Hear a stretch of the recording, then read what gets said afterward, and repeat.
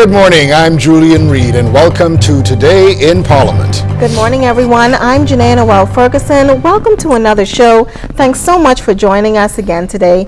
Now, Julian, when the House last met, we had anticipated debate on the amendments to the Central Bank Amendment Bill, but parliamentarians began debate on the Banks and Trusts Regulations Amendment Bill, which strengthens the powers of the central bank. Yes, Janea, we expect parliamentarians to debate the credit union bill sometime down the road. But the amendments to the banks and trust bill set the framework to further tighten our financial services sector. And we will highlight some of them for you, our viewers, today. Definitely, Julian. Now, the Banks and Trusts Amendments Companies Regulation Bill are just a part of the compendium of bills that we expect to come along that affect the financial services sector. And this is really to shore up the industry, as indicated by the Minister of Finance, the State Minister, that's the Honorable Michael Halkitis. He talked about what the bill will set out during the last session of the House and explained that we have to find a balance. While we would want to remain compliant and fall in line with international standards, he stressed that it's more important for us not to over-regulate the sector. And we'll hear more about that in this next clip. And so by and large, as have other jurisdictions, Mr. Speaker, we have adopted these standards of compliance, of regulation and reporting. And we adopt them, and I think for successive administrations, the attitude has been that we will do our best to strike that delicate balance between being a well-regulated financial jurisdictions that meets international standards, but as well a jurisdiction that remains competitive in terms of the service and products that we have on offer for our clients. And so as we look to amend the Banks and Trust Companies Regulation Act, Mr. Speaker, we bear in mind that we have an obligation to maintain international standards of best practice, and we balance that against making sure our jurisdiction from a financial services perspective remains competitive. And this is important, Mr. Speaker, because whereas this debate will center around financial regulation and banking and finances and all manner of other topics, it's important that we relate that to what that means to what we call the average Bahamian, and so that they understand that this is not something high or esoteric that we're speaking about, but that in making sure that our legislation is modern and up to date and keeps our industry on the cutting edge, we're ensuring that we have a stable, competitive, and growing second industry which contributes to our economy, Mr. Speaker, and to the overall well-being of the country and its citizens. And so, Mr. Speaker, as I present the second reading of the Banks and Trust Companies Regulation Amendment Bill, I think it would be 2015 now, these are and later on we will present the Banks and Trust Companies Administrative Monetary Penalties Regulations. These are legislative proposals which seek to strengthen the regulatory framework for banks and trust companies licensed by the Central Bank of the Bahamas. We're also seeking to afford the Central Bank of the Bahamas more powers and more flexibility to address supervisory issues and to meet evolving international standards, those standards of which I spoke, and best practices in the area of banking supervision and regulation, and to facilitate better understanding of its regulatory requirements by clarifying certain provisions of the Banks and Trust Companies Regulation Act. As we all know, Mr. Speaker, banking supervision is a very important function in our pursuit as a jurisdiction of a stable, robust, and well-regulated financial system, and these arrangements require continuous review to ensure that we are conducting our affairs according to international standards and best practices against which we are assessed as a jurisdiction. Mr. Speaker, in formulating these legislative proposals, the Central Bank, as is its normal practice, benchmarked the legal requirements of other jurisdictions, compared them against other jurisdictions, including Bermuda, Barbados, Canada, Guernsey, Jersey, Singapore, Switzerland, and Trinidad, to ensure that its positions align with best practices internationally. Not only aligning with best practices, Mr. Speaker, but also to ensure, because some of these jurisdictions that I have listed are competitors of the Bahamas in the area of financial services, we have to, again, ensure that we have that balance of a well-regulated jurisdiction, but that we do not over-regulate ourselves when we compare ourselves to our competitors, and so that we remain competitive. So we want to make sure that we are compliant in terms of the regulation, but that we are not overly burdensome and cumbersome when it comes to regulation. Central Bank of the Bahamas, Mr. Speaker, also held close consultations on the draft bill that we have before us and regulations with industry stakeholders, and their views were incorporated to get to the final position that we are proposing here today. Well, that was Minister of State for Finance, Michael Halkitis, giving an overview of the bill, and as you heard, there's a lot of consultation before these amendments were drafted. Certainly there was, Julian, but before we go on with the bill, we want to look back, as always, at the last session of the House of Assembly, the controversy surrounding BAMSI, that's the Bahamas Agricultural, Marine, or Science Institute, that made its way to the House of Assembly once again. There's been a lot of debate about BAMSI in recent times. Yes, and the Minister of Agriculture and Marine Resources, Michael MP v. Alfred Gray, went head-to-head with opposition leader, Killarney MP Dr. Hubert Minnis, over a visit to that site that is still under construction. It is. Now, as you know, a fire would have partially destroyed the male dormitory at the site, and since that time, someone has been charged with arson. But, Julian, we also learned during the mid-year budget from the Minister of Works and Urban Development, Deputy Prime Minister Philip Davis, that the insurance on that building had lapsed by the contractor. He had failed to make those premium payments. And as we know now, the legitimacy of that insurance company, as we speak, is also being called into question. Wow. And of course, there is that question about who will have to absorb the cost to pay for the repairs and the insurance issue, like you said. Exactly. But I'm sure we're going to hear a little bit more about that in the House today. But Minister Gray told House members that the visit was unauthorized because the opposition members didn't get permission to enter the facility. He also laid out some of the rules for any visit, not just the opposition, but anyone wishing to visit the BAMSI facility, especially while it's still under construction. He also laid out those rules and what persons can expect. So he talks about them in this next clip. Security guards were approached by the leader of the opposition for permission to go onto the farm and onto the BAMSI facilities.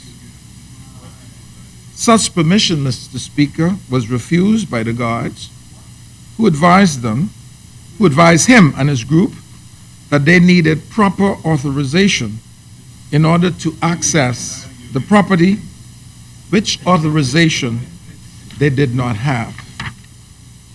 Notwithstanding, Mr. Speaker, the securities officer position, the crowd bullied their way in and gained access to the property, much to the annoyance and disapproval of the guard, who sought to avoid physical confrontation. Mr. Speaker, after the crowd gained access, they wandered about the crop and livestock areas of the farm without regard, Mr. Speaker, for the established protocol. Mr. Speaker, BAMSI is a public facility to which every Bahamian should have access. But such access, Mr. Speaker, must at all times be authorized and in accordance with the dictates of the security guards on duty.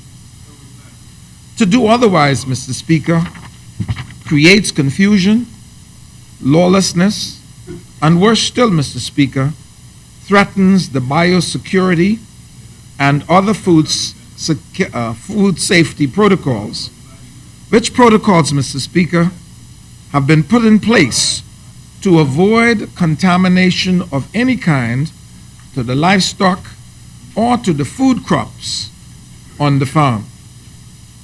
These protocols, Mr. Speaker, have been duly established and are in keeping with international standards and best practices. Mr. Speaker, the leader of the opposition, by definition, ought to know better and should have himself been a good example to his followers for keeping the law and order. Mr. Speaker, such unauthorized entry to the farm and to the facilities at Barmsey is totally unacceptable, and it will not be allowed. Anyone wishing to visit the farm, Mr. Speaker, to tour or otherwise, must seek the permission of the management of the farm in order to do so. No unauthorized entry to the farm or those facilities will be permitted. Thank you very much, Mr. Speaker. Order that the communication be lie on the table. Chair recognize member for Kalani. Thank you, Mr. Speaker. Mr. Speaker, I'd like to. Well, a member, two members ought not to be standing at the same time. Speaker. No, the chair will come back to you, member for Kalani. The chair will return. The chair will return. I want you to come back. Come. I ready now. The member, very well. Mr. Speaker, we have rules in the House. We do have rules. This is for communication by ministers. Here's how we got to handle this, member, and following the rules. It is not usual that a minister's communication be intended to provoke debate. And to provoke debate.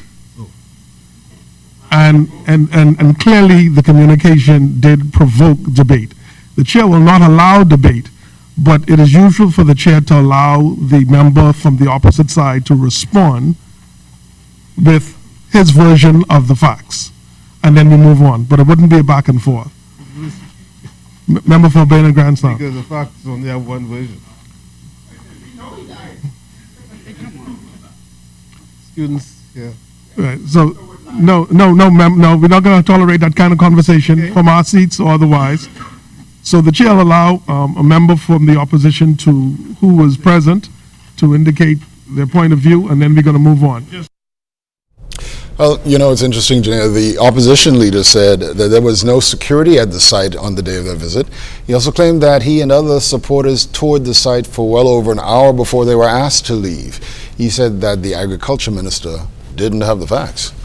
Let's take a look. I know that he has a serious aversion for the truth, and it's fortunate for us. It's fortunate for us. Member for Kalani, Mr. Speaker. resume your seat. Mr. Speaker, And here we are. Member for Kalani, take your seat. Take your seat. The chair will return. Member for Michael. Mr. Speaker, I don't want the member for Kalani and leader of the opposition to get personal with me. If he has a different set of circumstances to present to the House to contradict what I said, I have no problems with that. But if he seeks to get personal I can get. And Sure. so I expect you to protect my privilege. You will be protected on one Much member. obliged. Member for Kalani, Thank, the chair concurs with the member for Michael. If you would prefer more time to prepare remarks no, Mr. Speaker. so that it's factual but remain without color or innuendos, the chair will allow. No, So if you're going to give the facts, this is not going to be a debate. Thank you very much, Mr. Speaker. You're recognized. Speaker, it was fortunate for us. Just your version of the events, your Fact, member. Mr. Speaker. It was fortunate for us that members of the press was present, and therefore they too would know the facts. Amen. First of all, Mr. Speaker, I had no such entourage of 40. I had no such entourage. Whoever is giving the member information, The facts, member. whoever The facts. Thank you, Mr. Speaker.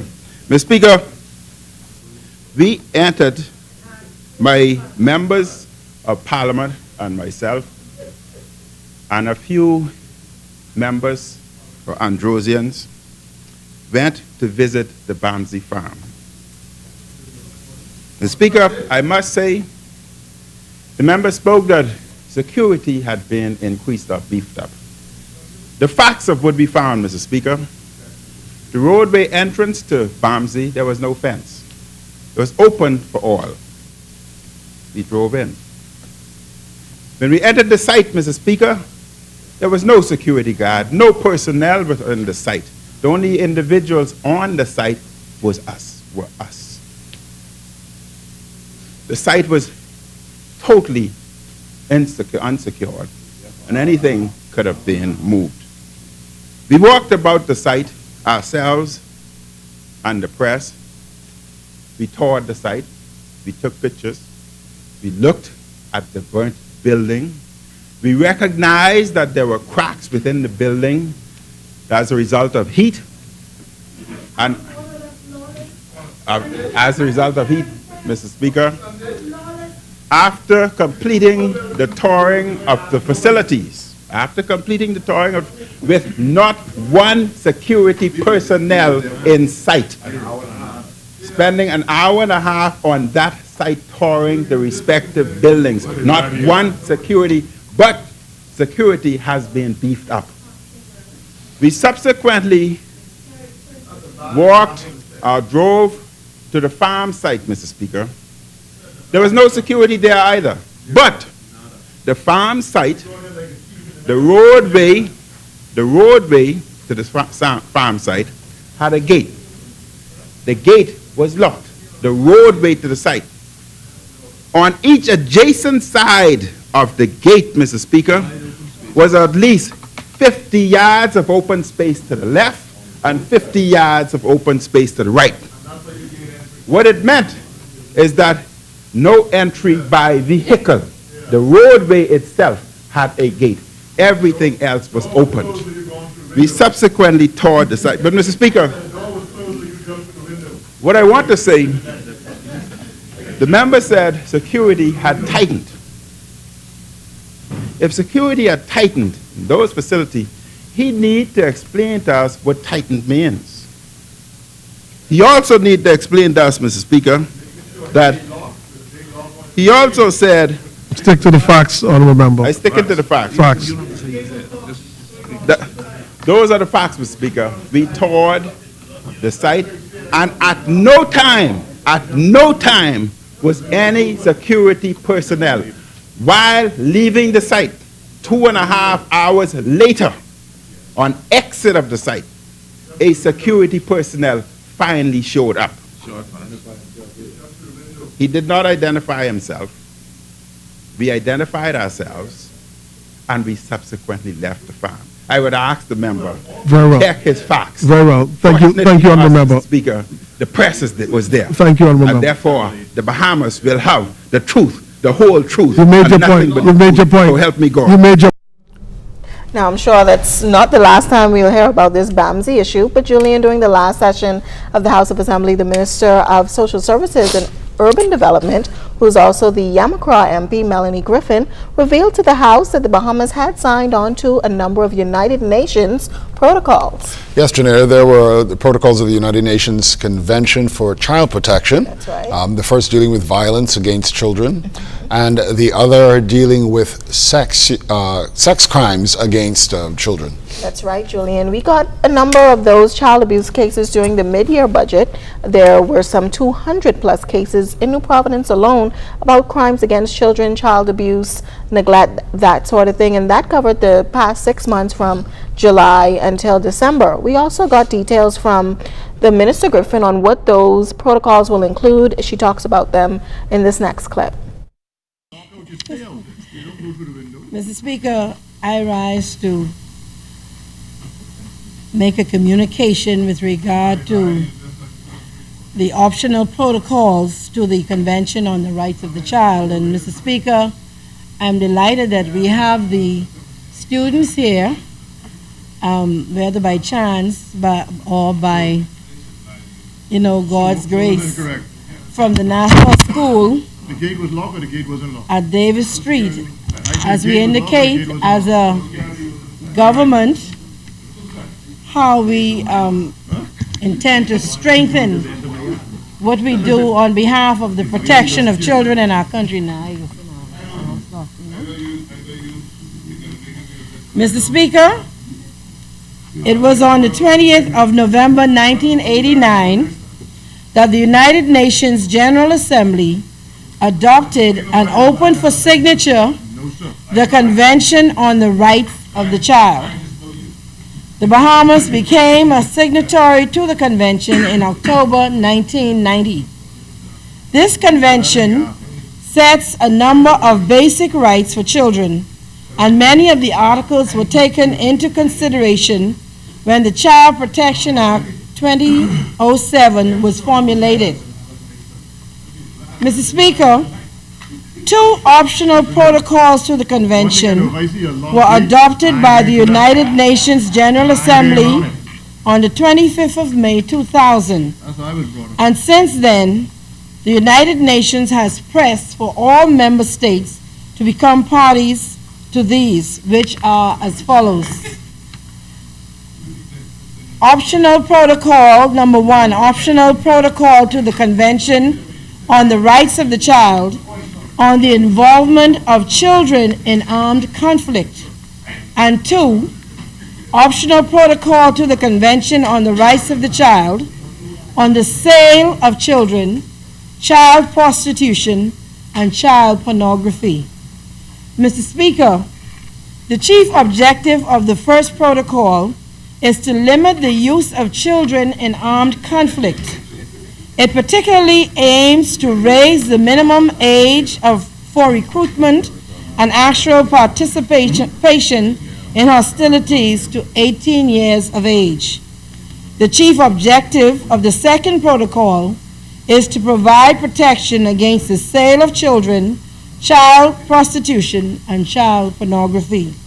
Mr. Speaker, these optional protocols have been examined, and the government has taken the decision for the Bahamas to join the many other member states of the United Nations in signing them. By so doing, the Bahamas stands in solidarity with other member states of the United Nations in demonstrating its continued support for the welfare and protection of our children. Thank you, Mr. Speaker. Great. We have on your screen right there's a live cut into the House of Assembly, and hopefully they will be getting ready to start fairly soon. But, Janelle, we were also introduced to 2 new bills during the last sitting of the House. Exactly. Minister of State for Legal Affairs in the Office of the Attorney General, Damian Gomez, who's also the MP for Central and South Eleuthera, tabled the Jury's Amendment Bill 2015 and the Parliamentary Elections Bill 2015. Yes, Julian, the jury's bill is a part of the Swift Justice Initiative, which provides an alternative means of jury selection by the electronic process. So the bill seeks to enhance efficiency and the integrity of jury selection by random jury selection. Yes, and the Parliamentary Elections Bill provides for the collection and the sharing of the ex-register information by the Parliamentary Commissioner. by the Parliamentary Commissioner and connected purposes. Now, that information includes voter contact information and other information maintained outside the official register. That's right. And all of these things coming in line, he'll be able to share that information with the Register of the Supreme Court. Mm-hmm. Right. But that debate on these legislation could happen this year, but we'll go back to today's debate. And if you're just joining us, parliamentarians are continuing debate on the Banks and Trusts Regulations Amendment Bill, which seeks to increase the powers of the central bank, Julian. Now, the Minister of State for Finance, Michael Halkitis, who moved the bill, detailed a number of new sections expected to be included in this bill. New section, well, several new sections, 6A, 6B, and 6C, 6A, 6B, 6C, and 6D, Mr. Speaker, which relates to controllers of licensees, and they are again intended to tighten the central bank's regulatory powers. Section 6 of the Banks and Trust Companies Regulation Act currently provides for the central bank's approval to be obtained for all issuances and transfers of shares of a licensee. So that's in the Act now. The central bank's approval has to be gotten before any shares are issued or transferred. The proposed new section 6A, 6B, 6C, and 6D enhance the bank's powers in this regard and provide the bank with additional oversight and regulatory powers in relation to controllers of licensees. And for example, Mr. Speaker, Section 6A, speaking to the grant of approval in relation to controllers of a licensee, it says, the central bank may approve an application made under Section 1 of Section 6 where the issue, transfer, or disposal to a person of the shares or other securities of a licensee would result in such person becoming controller of the licensee. So the central bank has to give their approval for it, and it says, or an existing controller of a licensee is the person acquiring the shares or other securities of the licensee.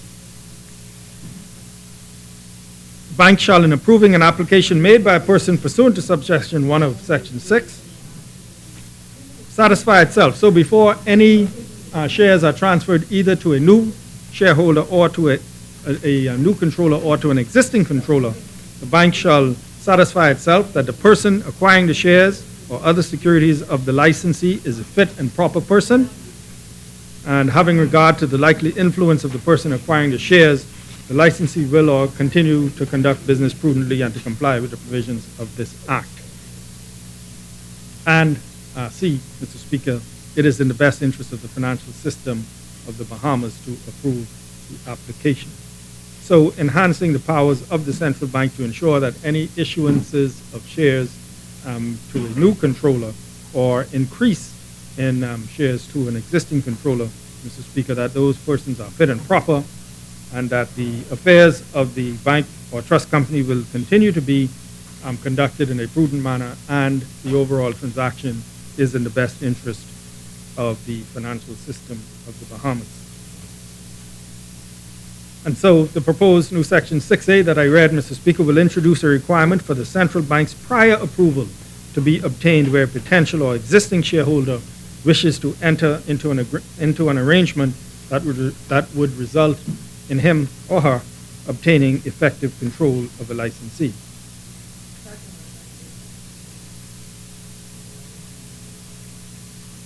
Unless it's publicly traded.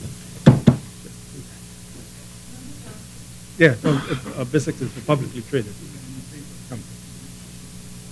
Mr. Speaker, there's currently no provision in the Banks and Trust Companies Regulation Act that specifically empowers the bank, central bank, to remove a shareholder or require a reduction in a shareholder's ownership in a licensee.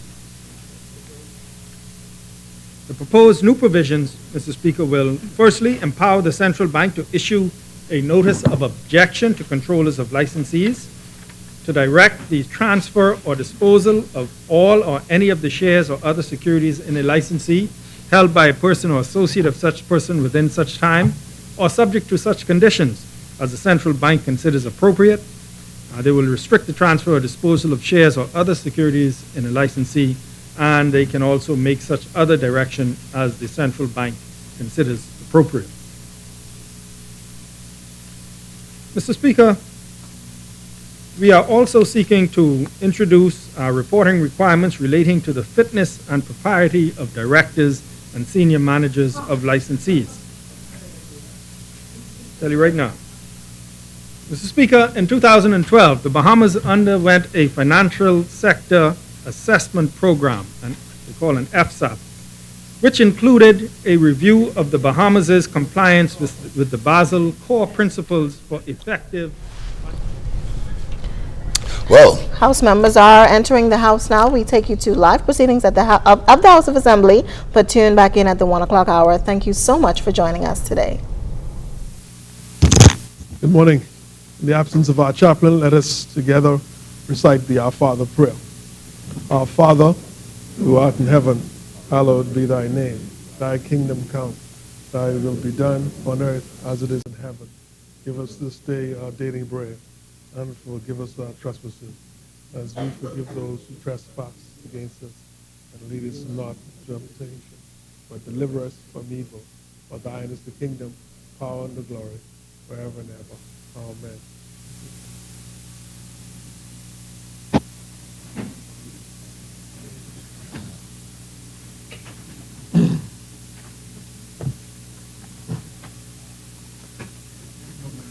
Good morning, honorable members. Today is Monday, the 9th of March, in the year of our Lord 2015. I'd like to welcome you back to the continuation of a sitting of this honorable House. When we suspended last, we were debating by way of second reading a bill for an act to amend the Banks and Trust Companies Regulation Act to expand and enhance the regulatory powers of the central bank. The debate has been moved and seconded, and we will continue with the debate according to the agenda. As many, the chair recognizes the honorable member for North Eleuthera. Thank you. Thank you, Mr. Speaker.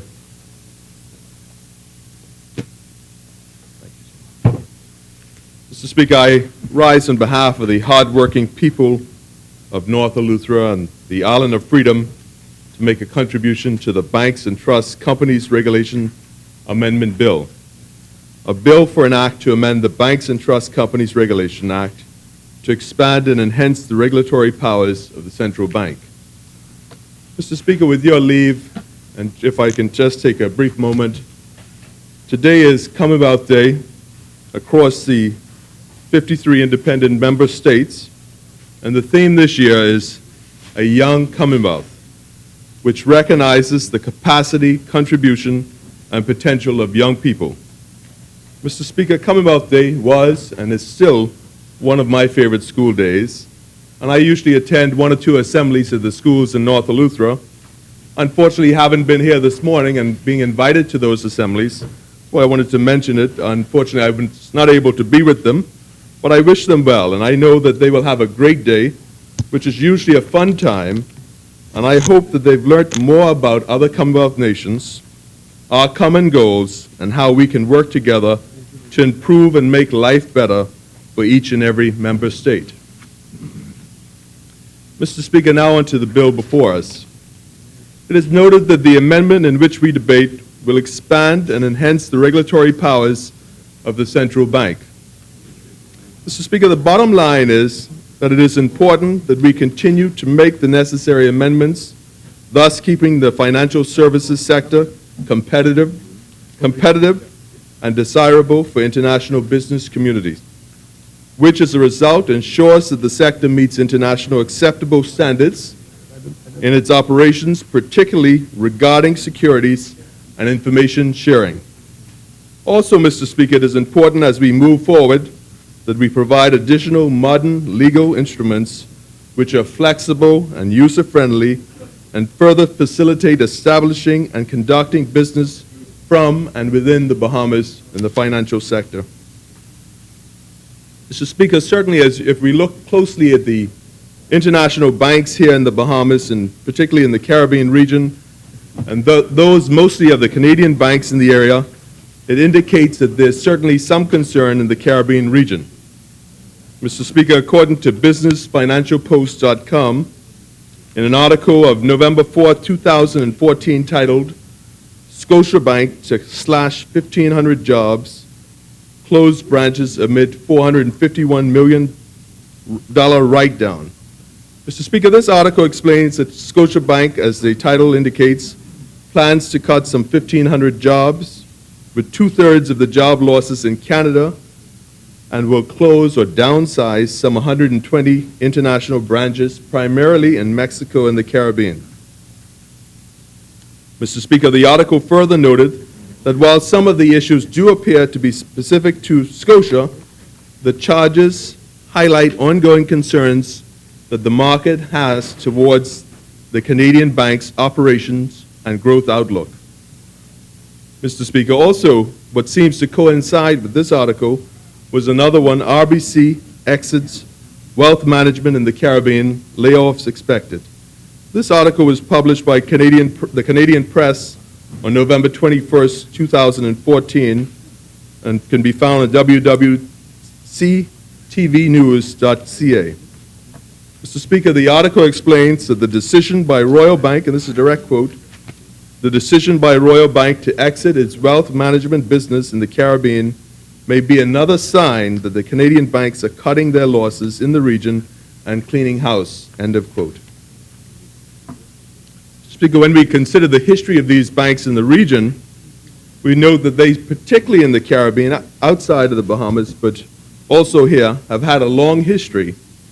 And the Canadian banks, for the most part, the three main ones, have been in the Caribbean for mostly over 100 years. According to the Globe and Mail.com, in an article titled "Trouble in Paradise, Inside Canadian Banks' Billion-Dollar Caribbean Struggle." This article was published just a few days ago on February 26, 2015, Mr. Speaker. The article indicates that Canada's commercial ties to the Caribbean started in 1864.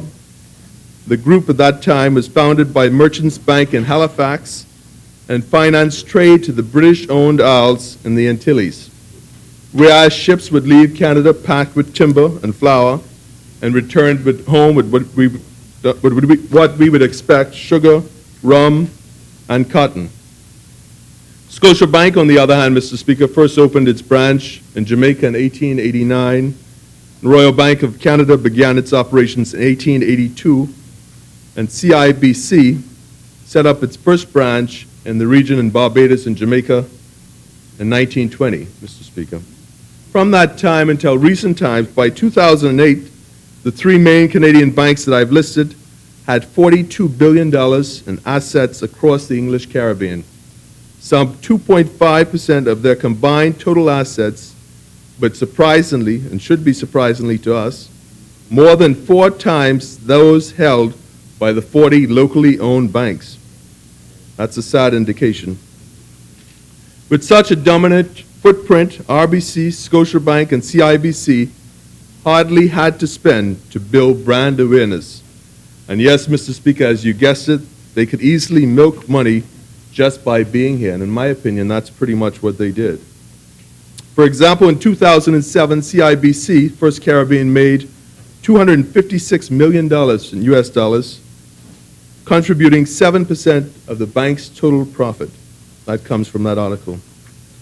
Today, Mr. Speaker, some years later, after the recession, we note that more than half of CIBC's total gross impaired loans, or loans that show any signs of trouble, originate here in the Caribbean.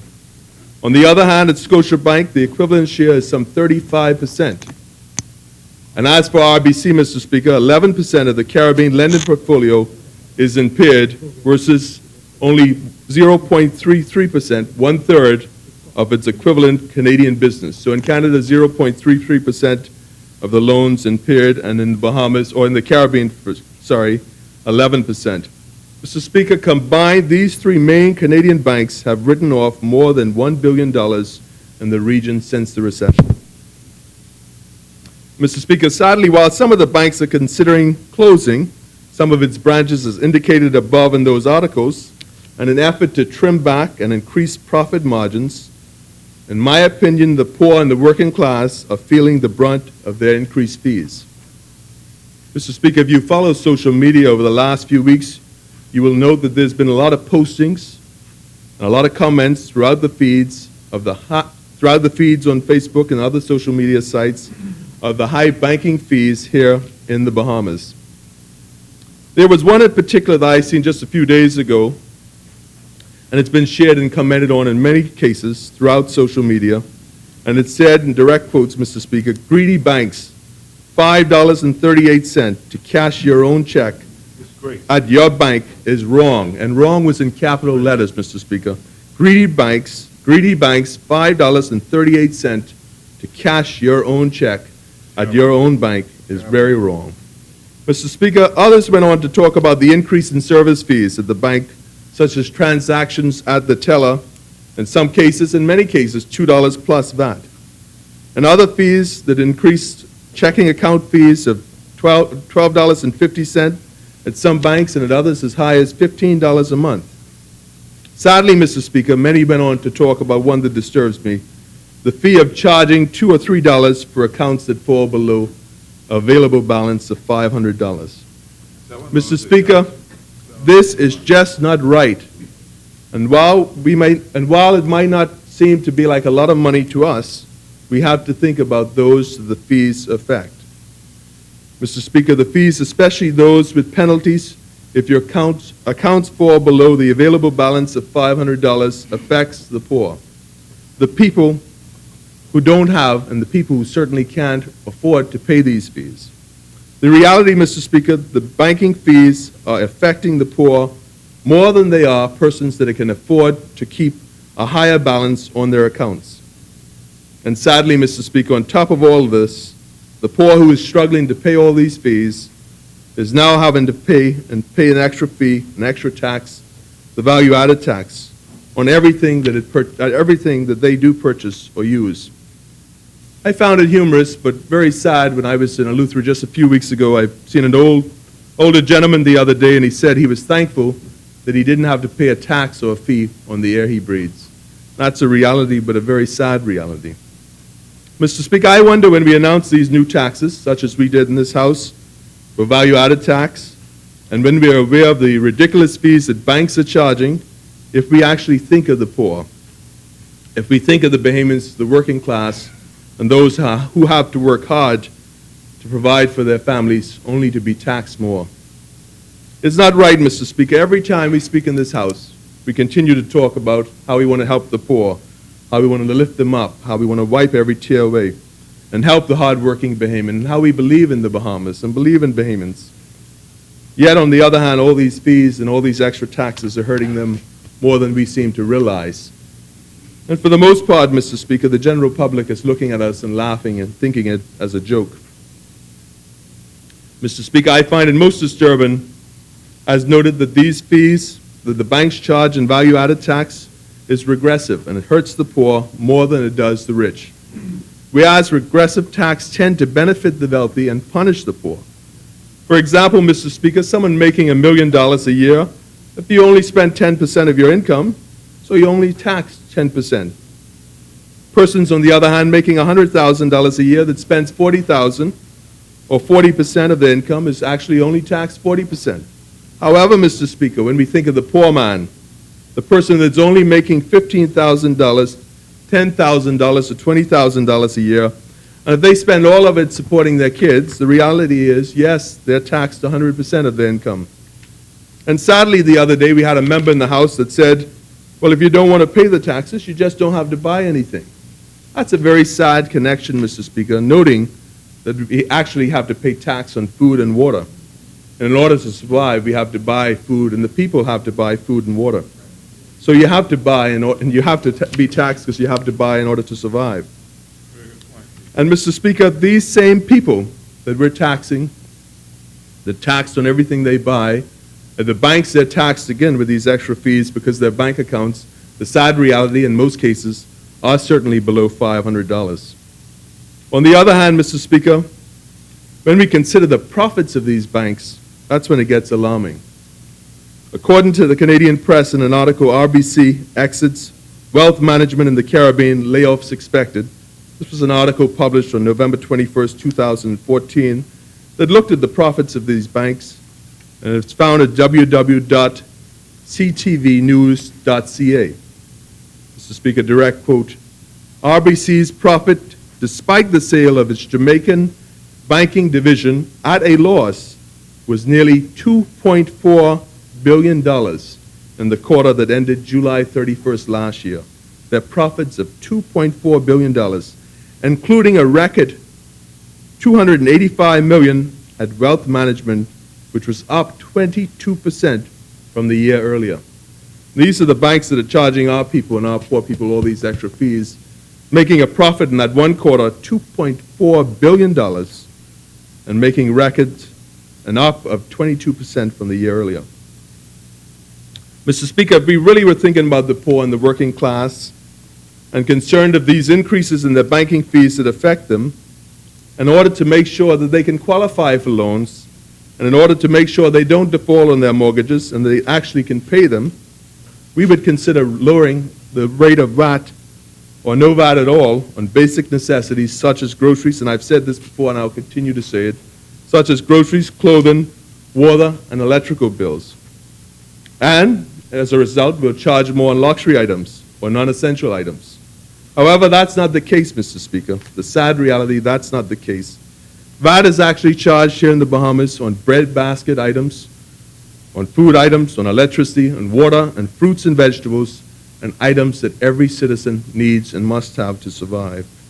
On the other hand, the same rate is taxed and applied on luxury items. In my opinion, Mr. Speaker, as I've said many times and will continue to say, we're helping the rich and hurting the poor and the hard-working Bahamian and the working class.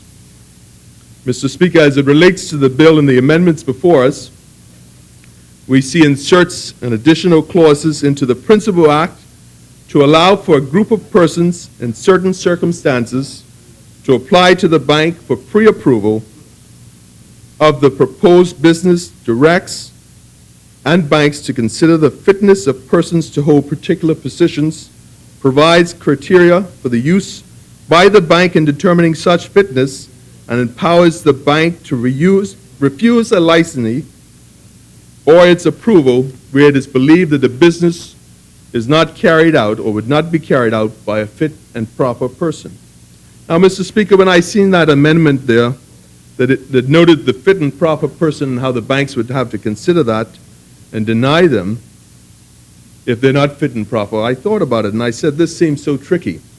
When I thought back, I realized I had seen that before in the gaming bill, which one would wonder, what exactly is fit and proper? It's the same words that we've seen in the gaming bill, same words applied here, fit and proper, makes us wonder exactly what is fit and proper. Mr. Speaker, on top of all these challenges that one faces with these additional fees at our commercial banks is their inability of the average Bahamian to get a loan. And Mr. Speaker, sadly, if they do qualify for a loan at these banks, the interest rates that they are charging is ridiculous and filled to the brim, in my opinion, and running over with greed. Mr. Speaker, this is a common concern I hear as I move around North Eleuthera, and I imagine and I hope the other members of Parliament in this Honorable House perhaps hear it in their constituencies as well. Whereas our people are complaining of the high deposit rate that these banks are requiring, in some cases 20% plus for a down payment. And sadly, Mr. Speaker, most of these commercial banks are charging the average Bahamian 9-10% interest, and actually, in many cases, higher. This is simply highway robbery, in my opinion. Mr. Speaker, the real challenge is also that many of our people are unemployed and underemployed, and thus the reality is they have difficulty qualifying for a loan. When we look at the new unemployment rates, we note that youth unemployment, 31.2%. Very sad, very disturbing. In Abaco, we've referenced this many times, 20.3%, the unemployment rate. Overall in the Bahamas, 15.7%. Mr. Speaker, we need to figure out ways to get our people employed. We need to figure out where those 10,000 jobs are coming from that we should have already had almost 3 years ago. Mr. Speaker, in another article entitled, which was referenced earlier, Trouble in Paradise, Inside Canada's Bank's Billion-Dollar Caribbean Struggle, which was published on February 26, 2015, the article writes, the Canadian struggle, correct. The article writes that of the long lines of 5,000 people standing in the sun, seeking employment, not here in the Bahamas, but in this case Barbados, to fill some 600 jobs. However, in the Bahamas, we've certainly seen similar lines, maybe not as long, but certainly very long lines to fill a few jobs. The article, direct quote, says, though the global financial crisis technically ended a few years ago, its punishing after-effects are still being felt, and they are amplified on island states that depend on tourist dollar for support. Countries like the Bahamas and Barbados are marketed as idyllic vacation spots with white sand beaches, but their local economies are anything but serene. That's a direct quote from that article. The article also, and the author went on to further explain that the Bahamas unemployment rate is some 15.7%. It's actually higher than that in Portugal, one of Europe's worst hit economies, and actually well over double that of Canada's rate of unemployment. Mr. Speaker, we have to get serious, and we've got to figure out how to get these jobs for the Bahamian people, particularly the government that promised the 10,000 jobs immediately and promised more than 22,000 in this term in office. Mr. Speaker, on an optimistic note, it's with hope that the new fairly encouraging unemployment rates recently released in the United States, as their economy seems to be rebounding and slowly recovering, it is hoped that this will have a domino effect here in our country and that the economic arm of the United States will reach here as well and help us rebound. Mr. Speaker, in closing, I have a few minutes. I wanted to personally extend a big thank you, this goes back to the constituency of North Eleuthera, to Ms. Gail Colbrook, other organizers, parents, teachers, and staff at the North Eleuthera Primary School, and the 30-plus volunteers that worked throughout the day on Saturday, February 28th, landscaping, cleaning, pressure washing, painting, removing rocks and debris, among so many other things at that school, Mr. Speaker. Thanks to this group and those that made donations, amazing progress is being made at the school. Mr. Speaker, this is a prime example that demonstrates that working together is the best way to build our communities. And as a result, in building our communities, we will build a better country. Indeed, all of us can do something to help build this country. So I say thank you once again to that group, the volunteers and those who donated to improve the school grounds at North Eleuthera Primary School. Mr. Speaker, I thank you once again on behalf of the people of North Eleuthera.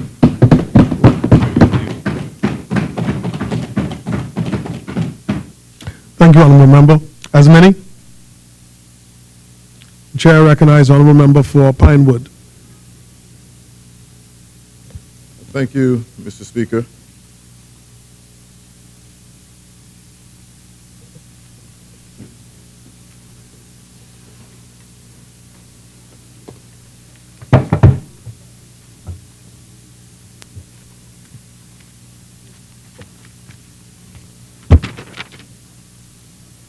Speaker, as always, thank you for your indulgence and for giving me the opportunity to rise on behalf of the great people of Pinewood.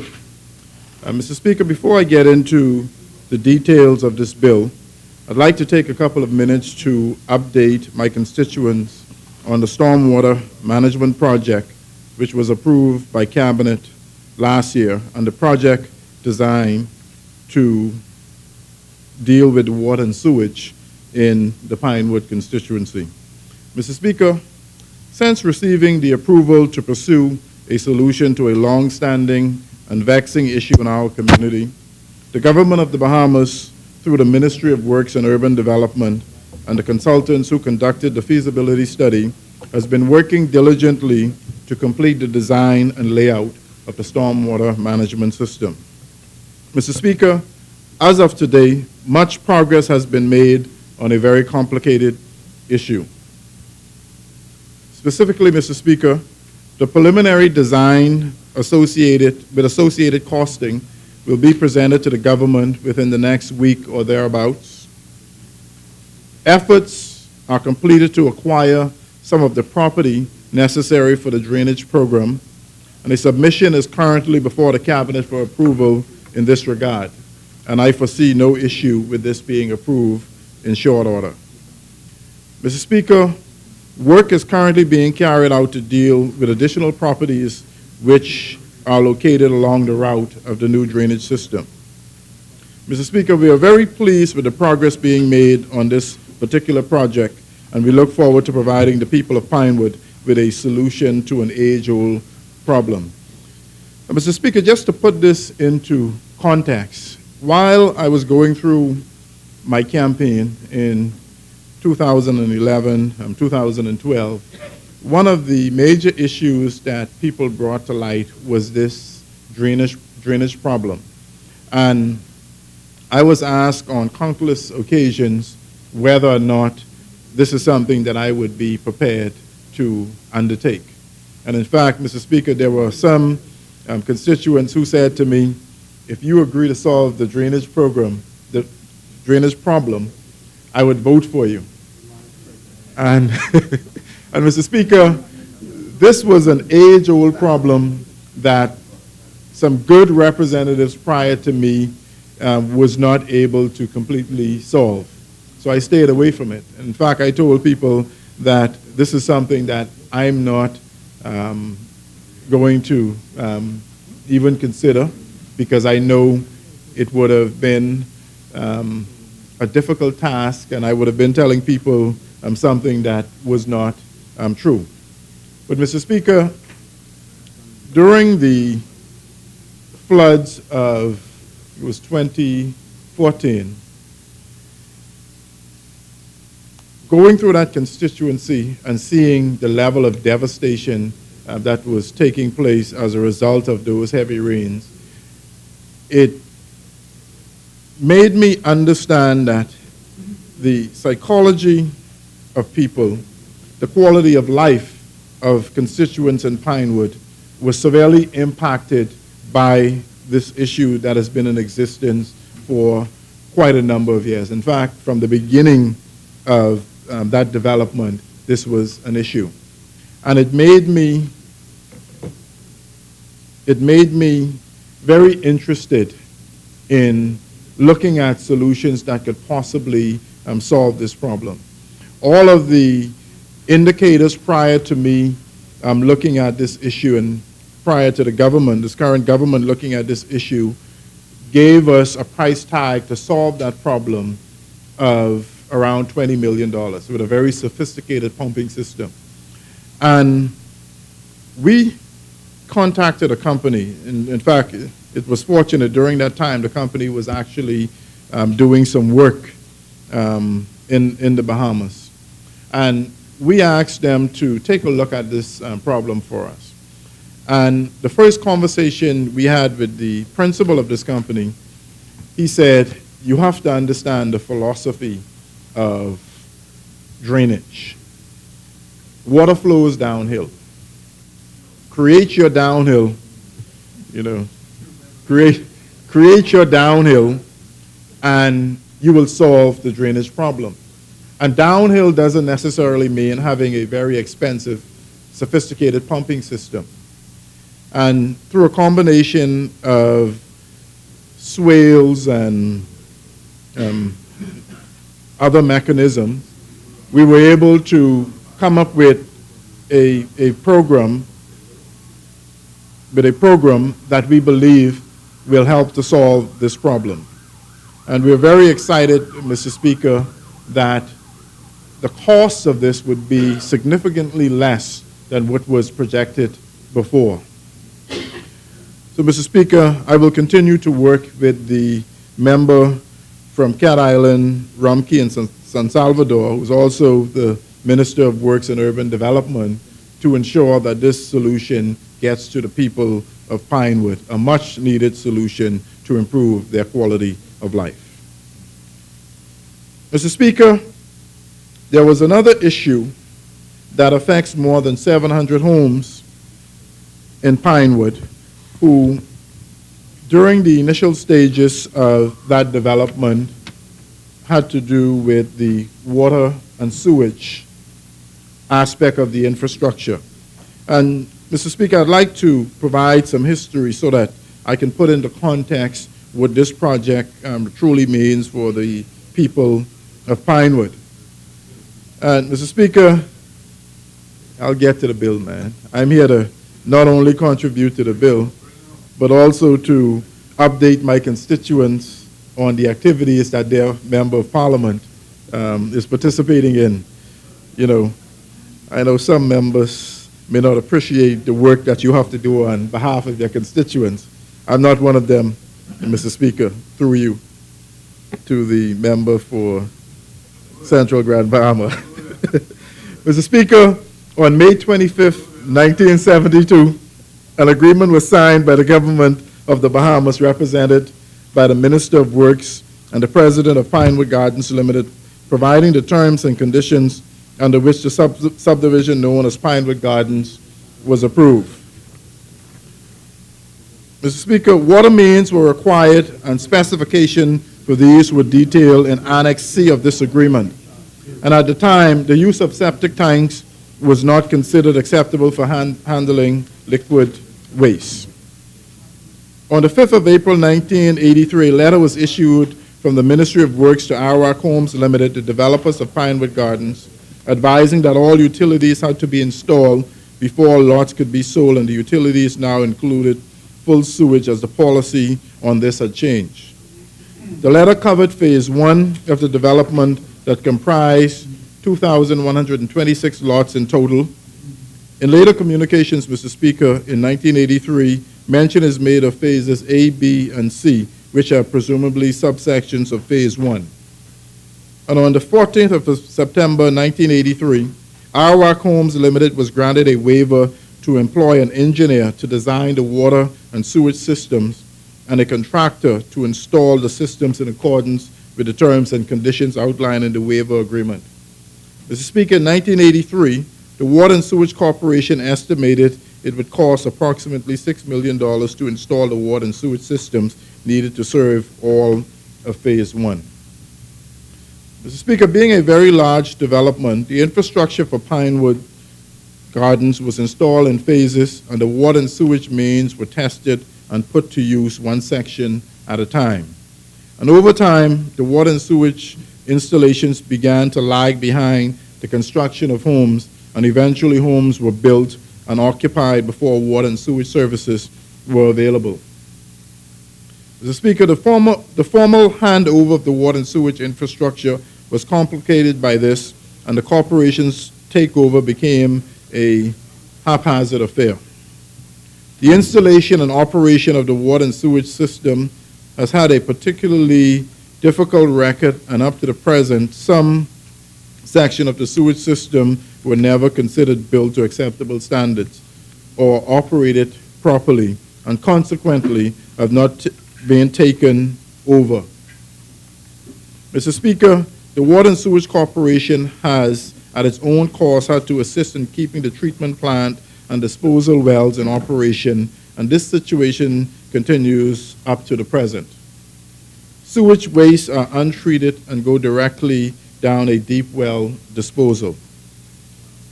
Mr. Speaker, in 1985, some land ownership issues developed, and Arawak Homes Limited became embroiled in legal proceedings.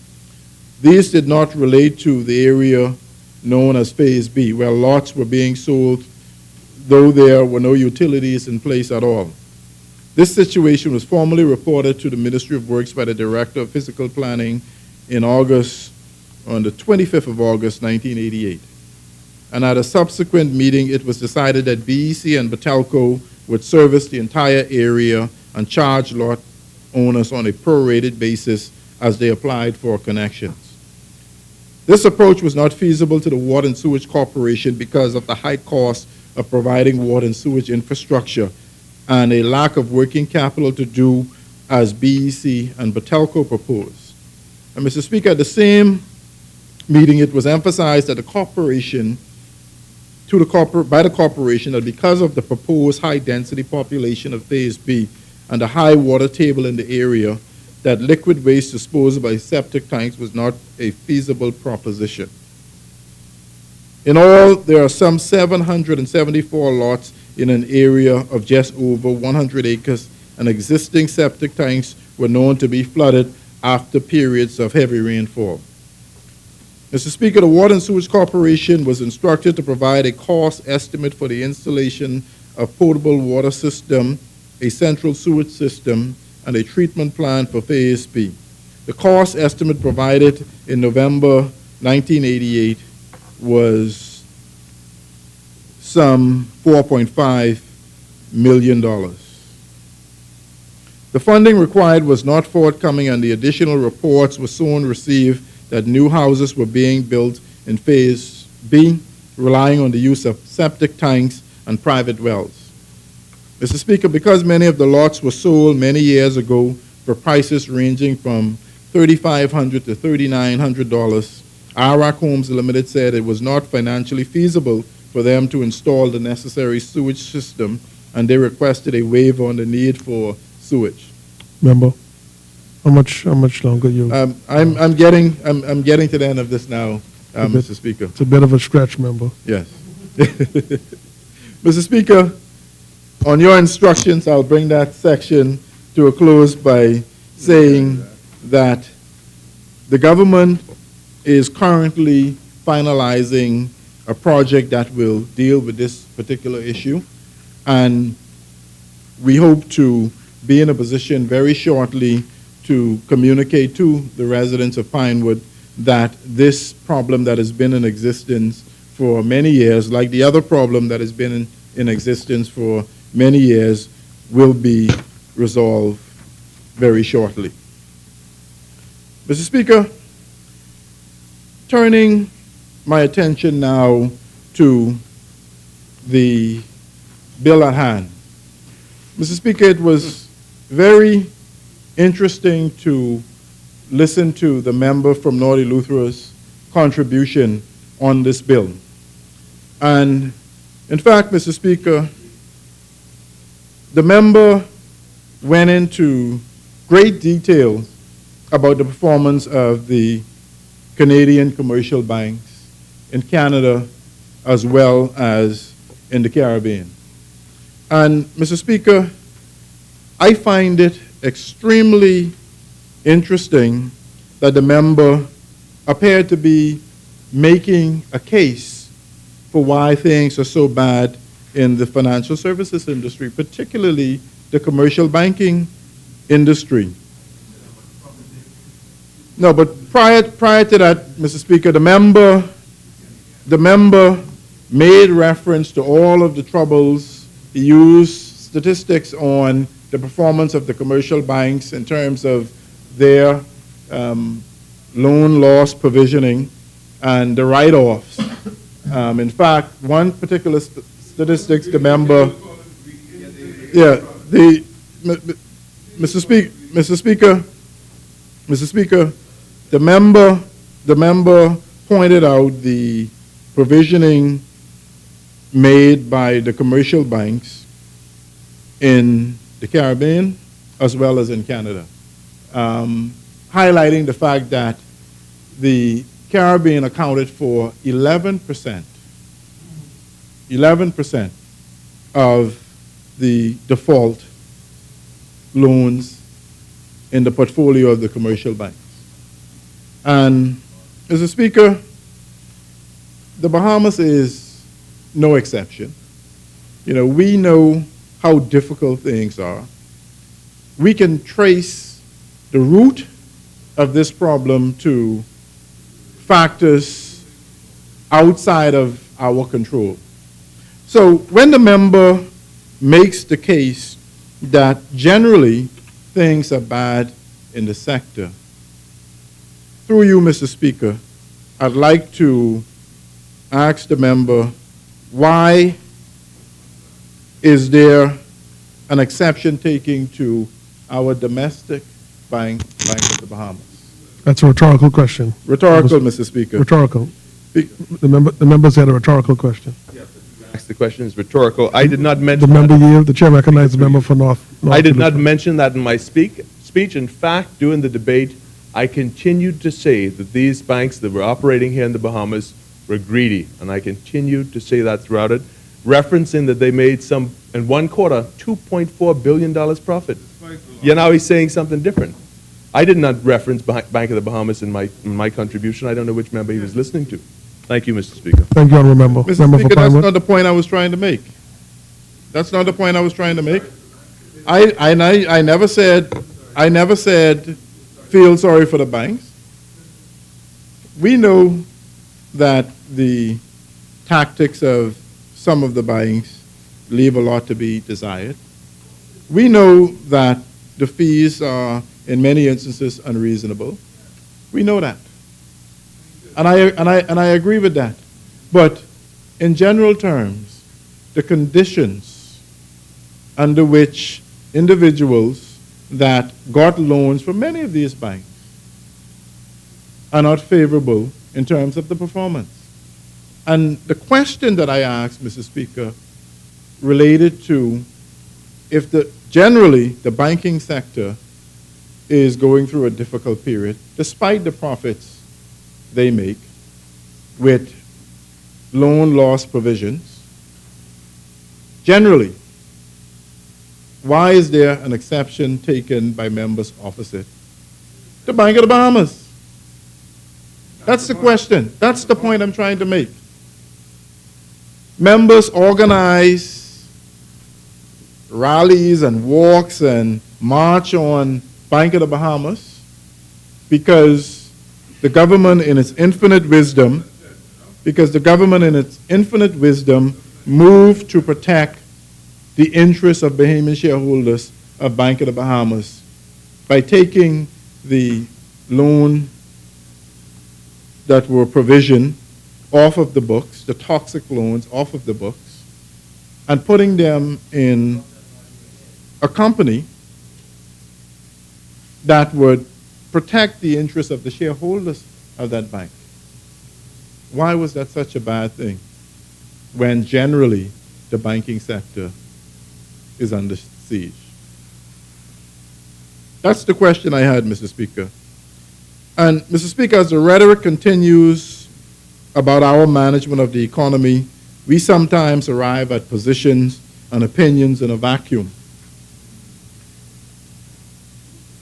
We draw conclusions about our state of affairs in a very insular fashion. And oftentimes, Mr. Speaker, it's driven by politics. And we know that politics has a very narrow agenda. Say what you must to be popular with the people. That's what we are faced with today, Mr. Speaker. Mr. Speaker, I like to get the opinion of the disinterested parties to add perspective to any and all of the raging debates. And Mr. Speaker, I want to focus a bit on the article that the member from Northern Lutheran made reference to, and that was Trouble in Paradise inside Canadian Bank's billion-dollar Caribbean struggle. And there are a couple of points that I'd like to make in that regard, Mr. Speaker. And one of those points is at the beginning of the article where the writer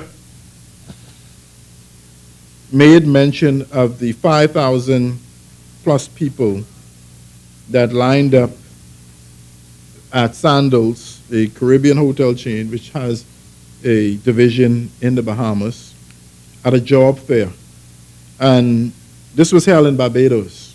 And that job fair was designed to employ about 600 people. And Mr. Speaker, the Caribbean is still going through a very difficult period. Unemployment is still a major challenge. 5,000 people for 600 jobs in Barbados. We had a similar exercise here. And the numbers were not as high as that, not nearly as high as that. It was a fraction of what took place in Barbados.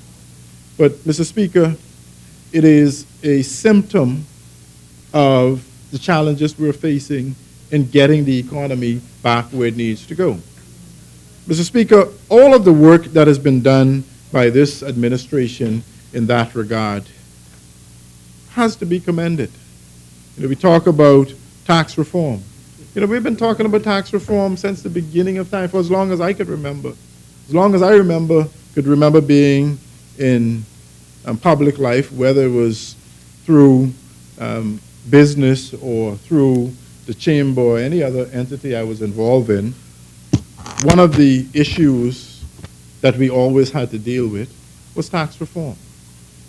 We made a decision that the country would become a part of the multilateral trading environment through the Economic Partnership Agreement with the European Union, as well as the joining of the World Trade Organization. And a basic tenet of joining the World Trade Organization is that you eliminate all barriers to trade. The biggest barrier to trade is border taxes. Mr. Speaker, we have very little option. The member mentioned that value-added tax is a regressive tax and it hurts the poor. Mr. Speaker, income tax hurts the poor also. Any form of tax you implement any form of tax you implement will hurt the poor. If you're taking away from them, it will hurt them. If you take $1 away from a poor person, that will hurt them. Whether you do it through value-added tax, whether you do it through border tax, whether you do it through income tax, sales tax, taxation has an impact. A responsible government has to look at the dynamics of the economy. You know, very few people, when they talk about taxation, look at it from a very broad perspective. They focus on a couple of narrow points, not understanding the dynamics of the economy and how every dollar of tax raised by the government impacts not just one group, but it impacts the entire citizenry, whether it's the rich, the middle class, or the poor. You can't come up with tax or fiscal or monetary policy in isolation. Many studies were done about the form of taxation that would work in the Bahamas. Many. Each of those studies came back and said, value-added tax is the best for us. So when I hear members make the case that value-added tax is not good for the Bahamas, we should lower the rate, we should not exempt this, we should not exempt that. Mr. Speaker, it is at best pontification. Yes. Well, at best it is pontification. Because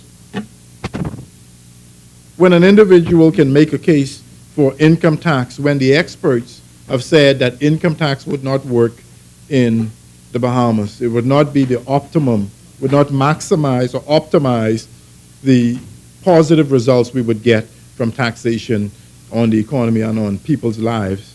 You know, it concerns me greatly. You look at a country like Puerto Rico, a modern state that has the benefit of the protection of the U.S. government, say that income tax isn't working for them. And they have to move to a model equivalent to value-added tax. What are they seeing that we're not, or we can't see, or we shouldn't be seeing? Mr. Speaker, to round out my presentation, I want to speak a bit more about the bill that's before us.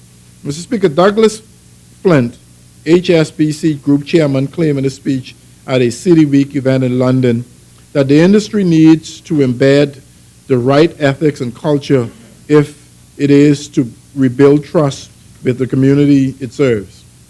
Mr. Speaker, this remains true now more than ever. The legislation before us today speaks to the implementation and enforcement values that will ensure the economic development of our financial services industry, the second pillar of our economy. Mr. Speaker, following the global financial crisis, the September 2009 Leaders Summit comprised of the G20 in Pittsburgh pledged to support the safe and sound spread of new modes of financial service delivery capable of reaching the poor.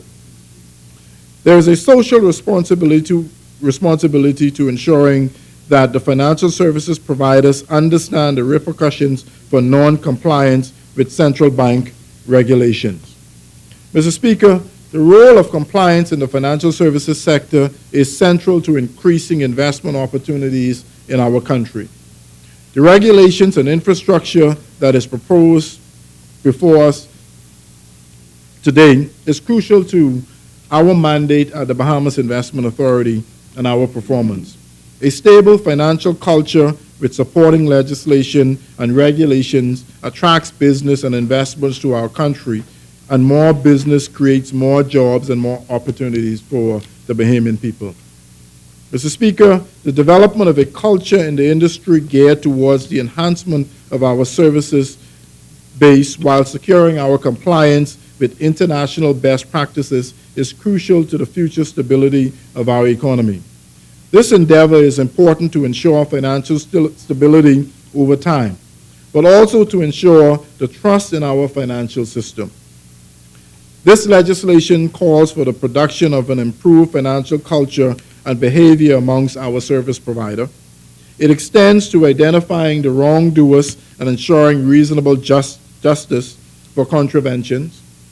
The demonstration of social values and the commitment this administration places on securing compliance with international best practice is evident today by the tabling of this legislation.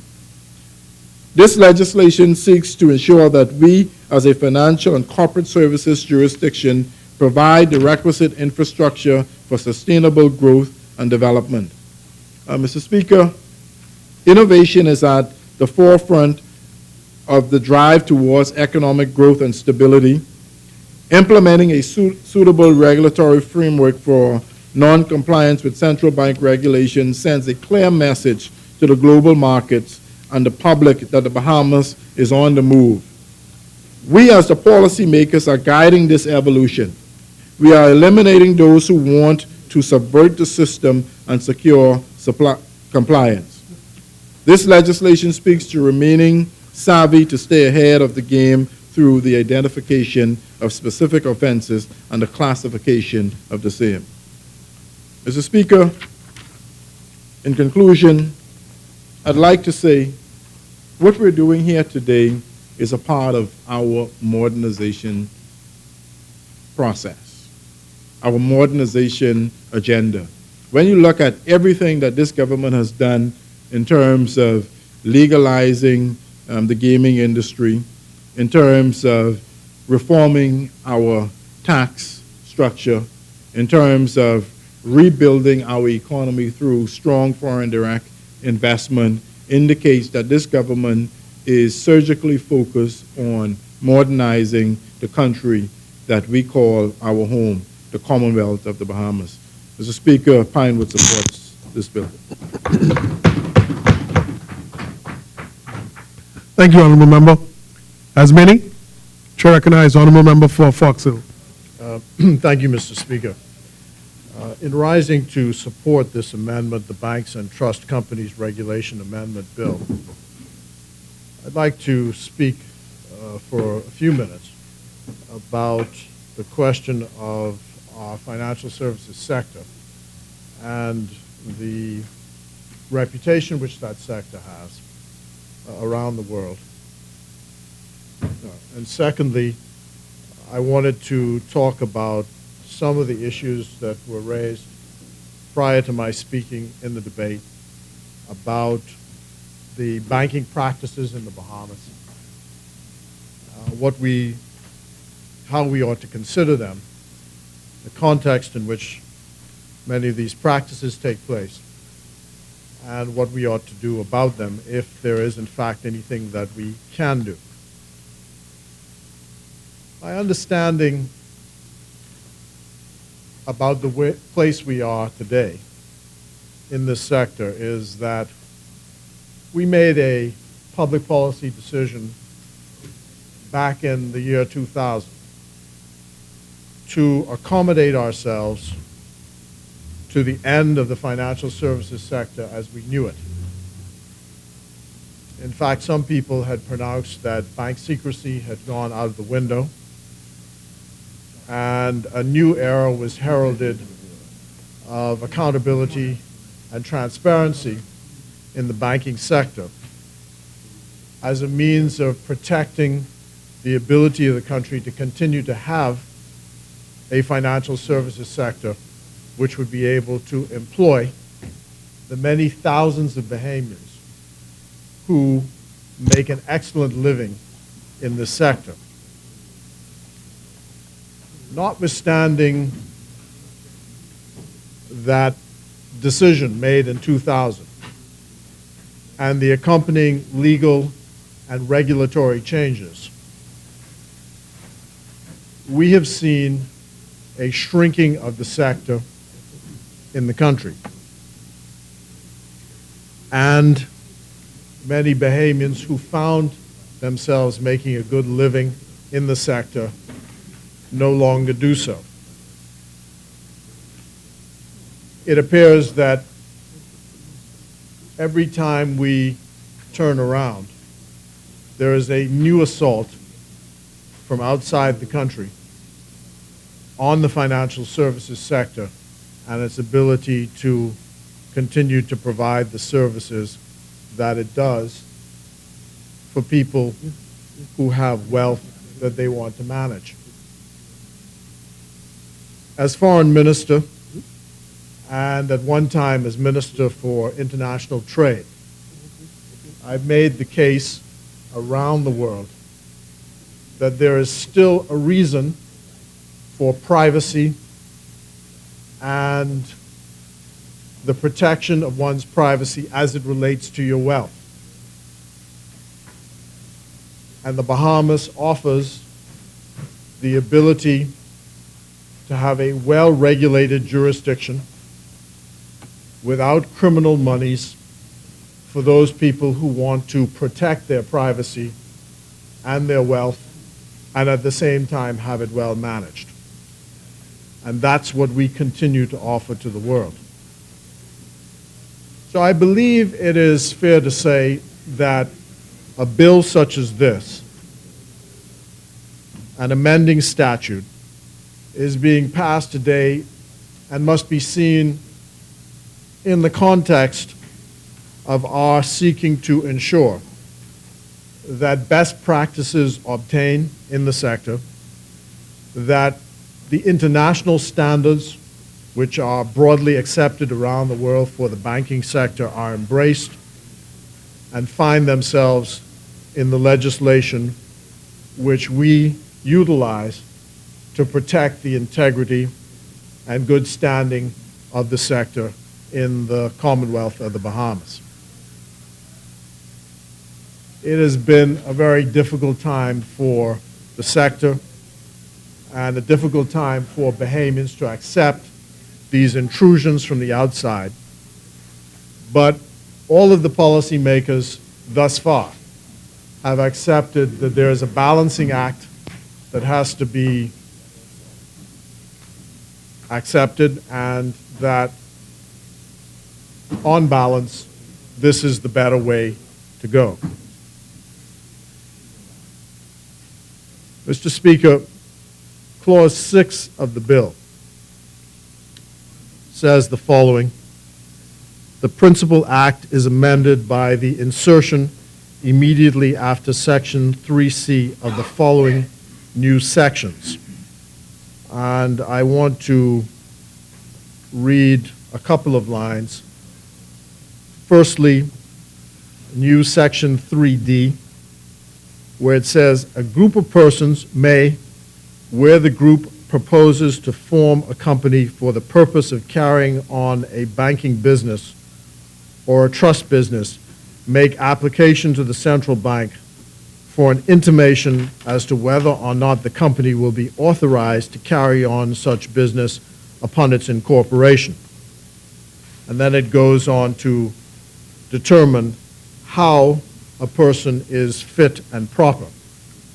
The member from the opposition who spoke before me indicated that he was having some difficulty determining what a fit and proper person was, but it seems to me that the answer is right there in the bill, and it explains quite clearly what a fit and proper person is. In any case, I'm certain that the expression fit and proper has been judicially decided that it's probably now trite law.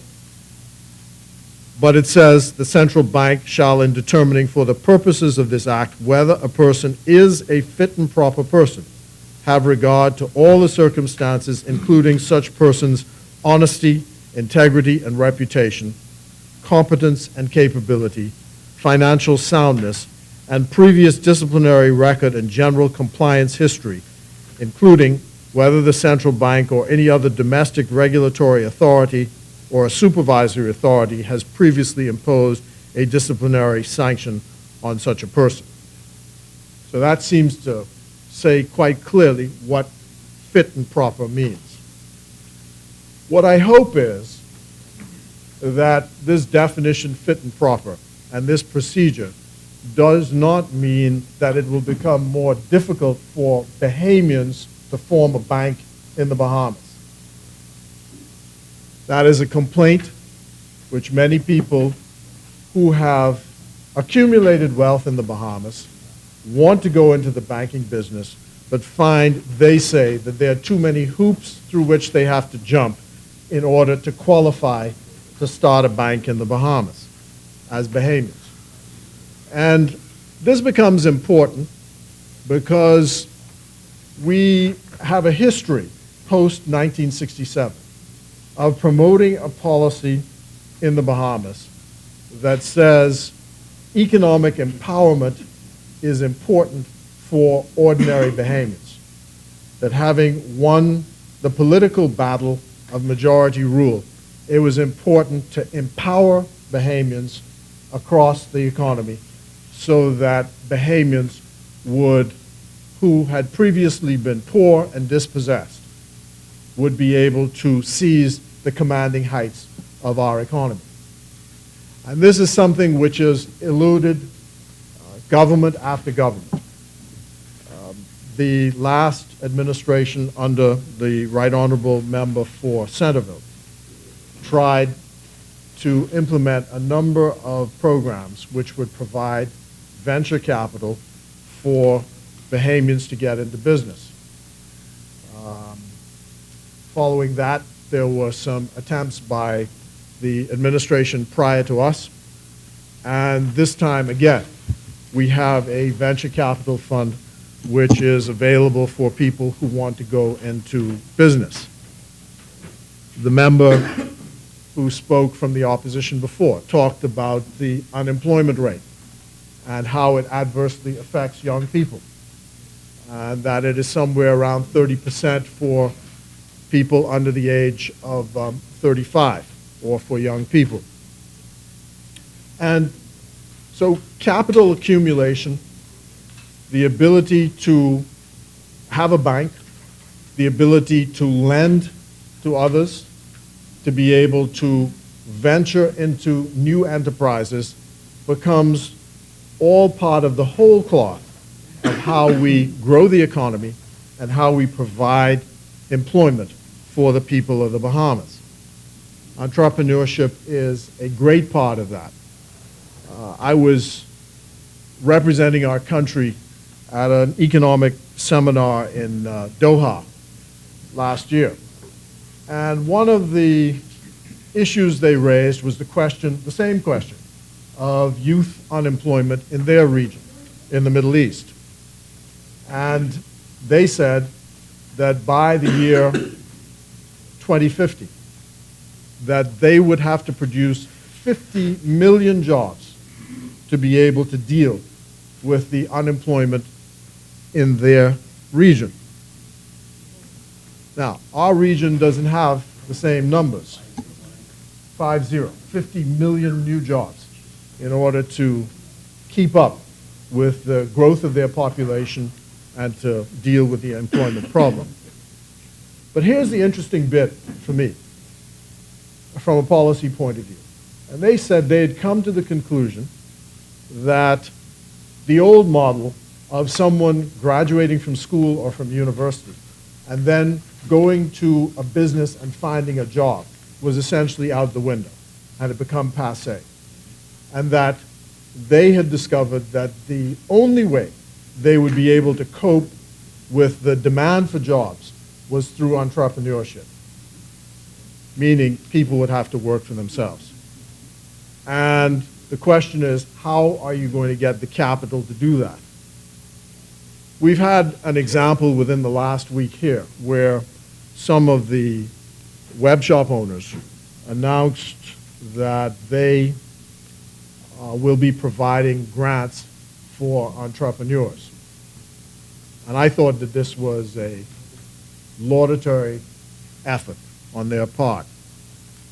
And in fact, we know in the run-up to the passage of the gambling legislation what the difficulties were for those who were in that sector to be able to bank the large sums of capital that had been accumulated by their own entrepreneurship.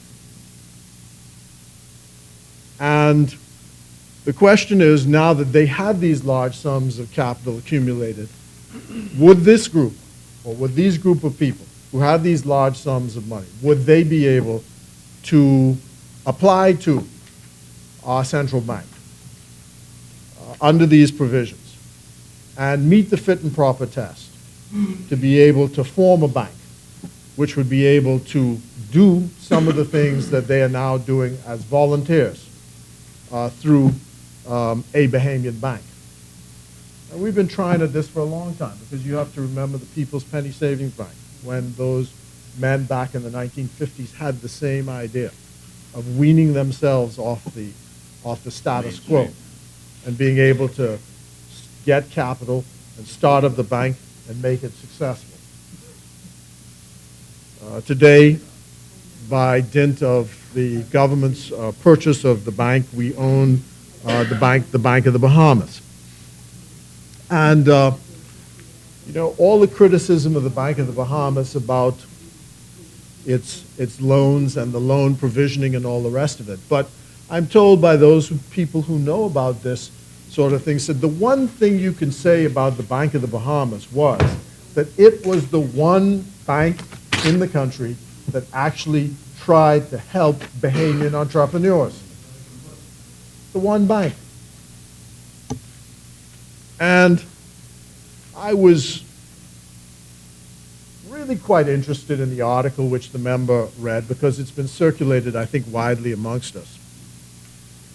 And Mr. Speaker, the comment I want to make is about the morality of Canadian banks. The morality of Canadian banks and their practices in the Bahamas. I quite frankly don't understand this situation. I was passing through my constituency, and there was a home that, let's say, 12 months ago, I sought to intervene with one of the banks and asked them if they would come to an arrangement for these folk to be able to pay a lesser sum in order for them to protect their home. I got no answer.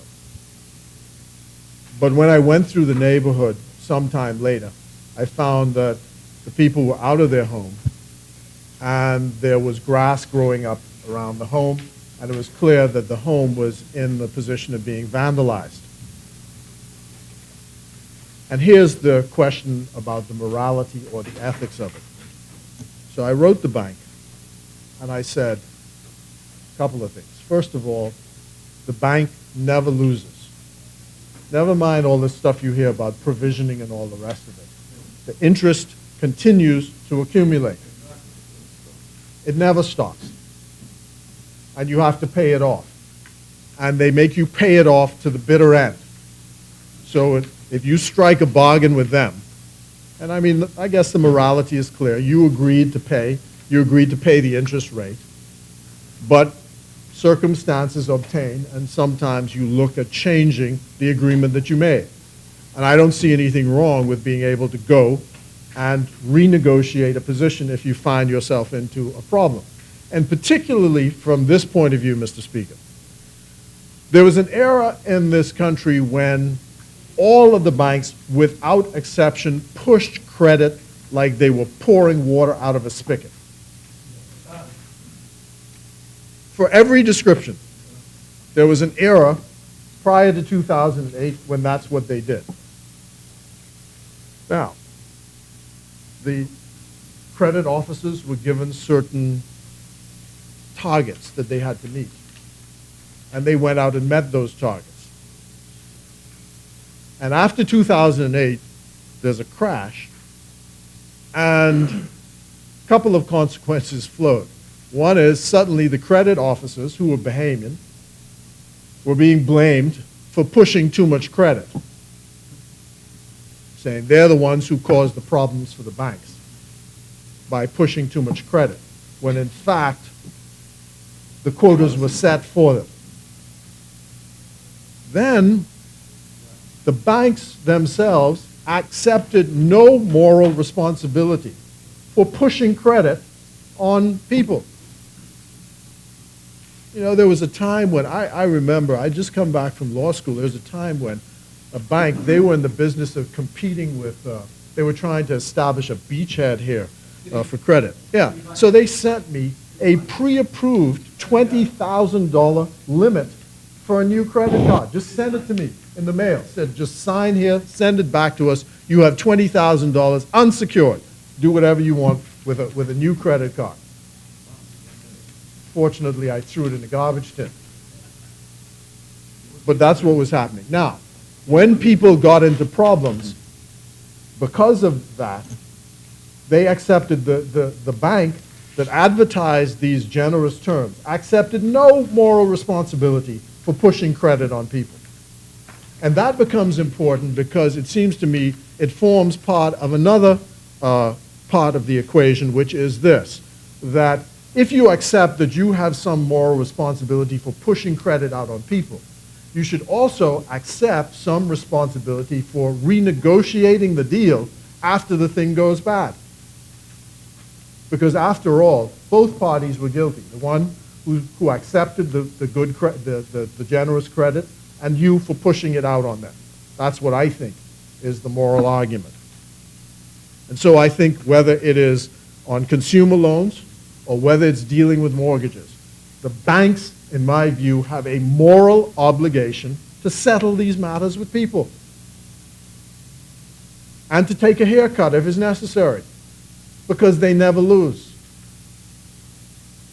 And so to get back to the example of the house, I wrote the bank. And the bank said to me, look, I appreciate everything you're saying. I sympathize with what you say. But sorry, there's nothing we can do. They didn't pay. Sorry, that's the end of the matter. Yeah, people may break up the house and so on and so forth. But the real problem in the Bahamas is unemployment. And until we fix that problem, the banks can't really solve the problem. So that's the attitude. Now, I'm sure when you speak to them off the side, they will tell you of many cases of people they've helped and, you know, so on and so forth. But my point is, Mr. Speaker, it's not enough. It's not enough. And I think that in the absence of legislation, and I think legislation is clearly the way to deal with this, but I think that in the absence of legislation, and I believe the minister is working in that direction, but in the absence of legislation, I think we have to speak about this, talk about it in public, beat the bushes, to change the conversation, to ensure that that moral argument about this whole lending business is successfully sold to the country as the way to go. And then I think it makes the case for the legislation easier to accomplish.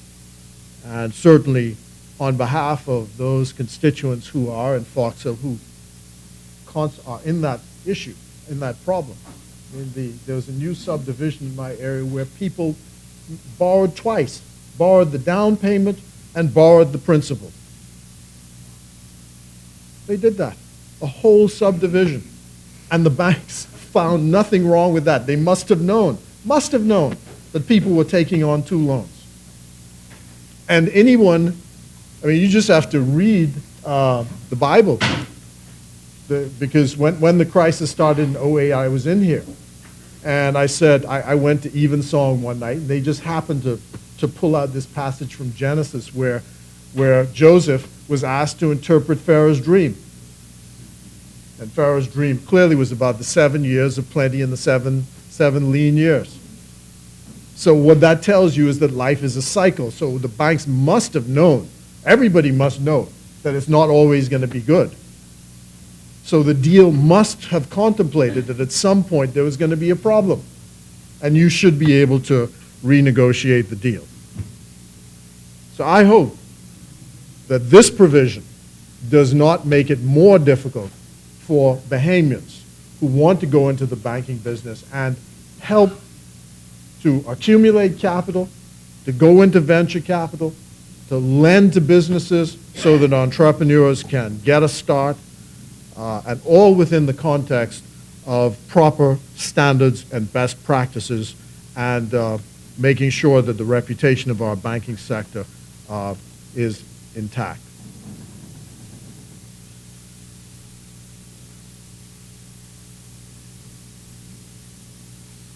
Mr. Speaker, the region at the moment is worried about an additional issue.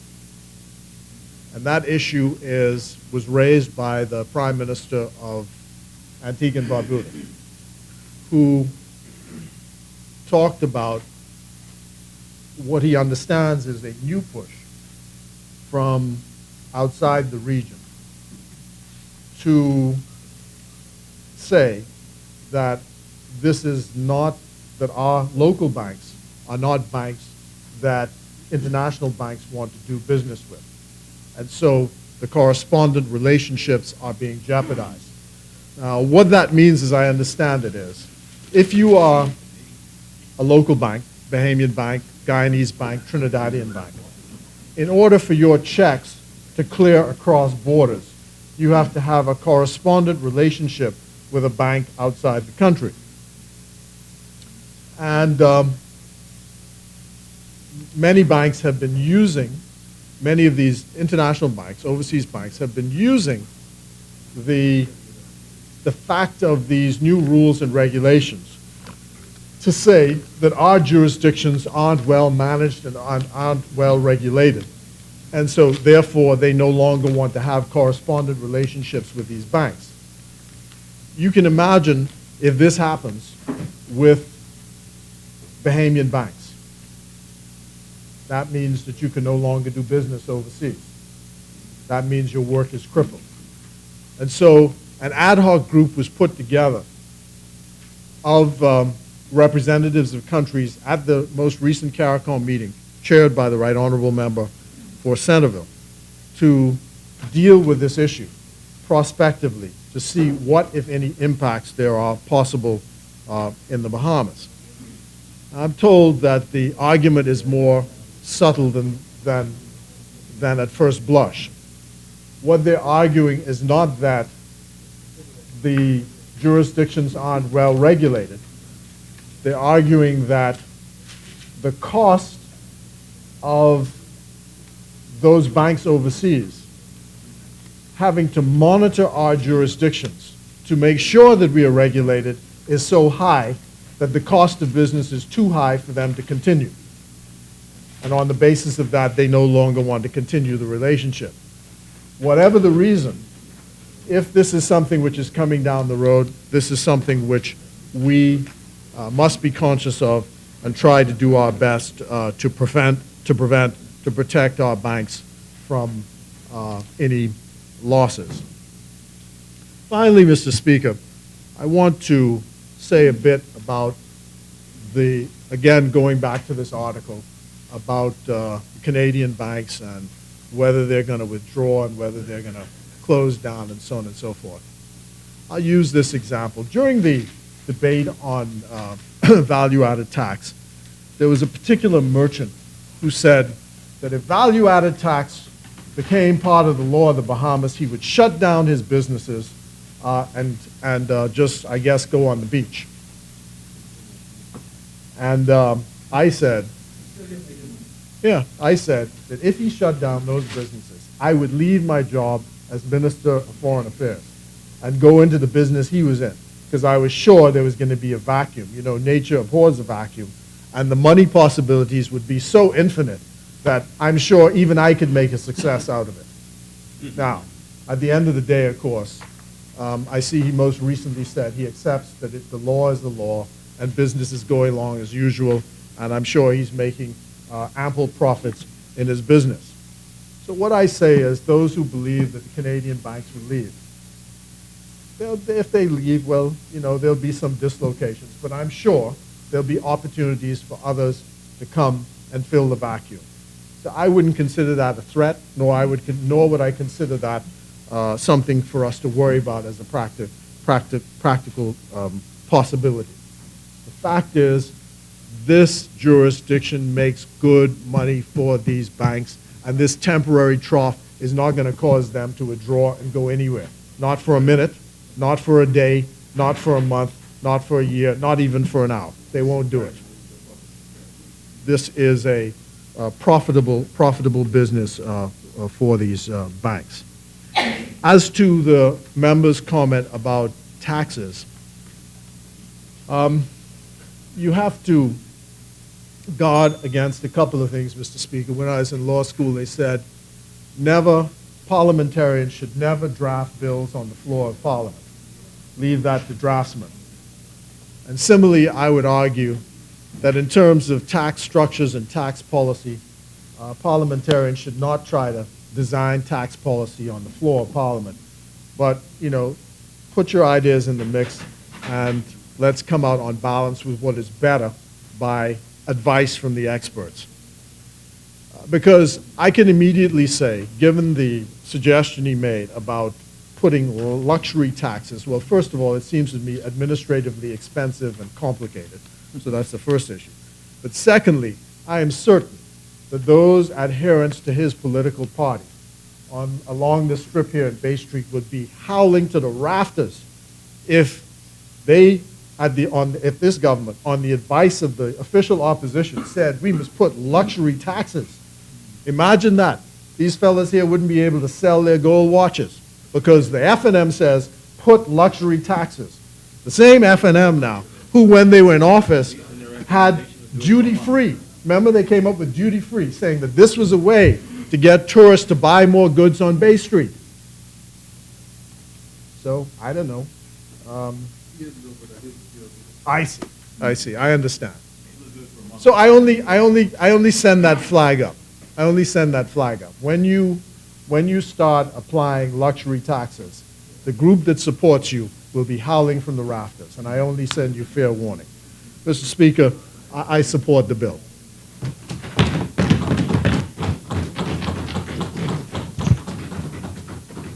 Thank you, Honourable Member. As many? Chair recognizes the Honourable Member from Montague.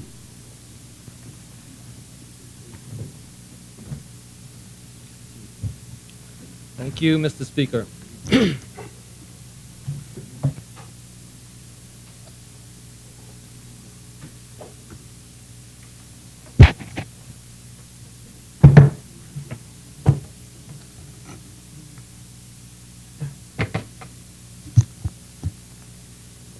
Thank you, Mr. Speaker. I rise on behalf of the good people of Montague constituency to make my contribution to the Banks and Trust Companies Regulation Amendment Bill of 2014.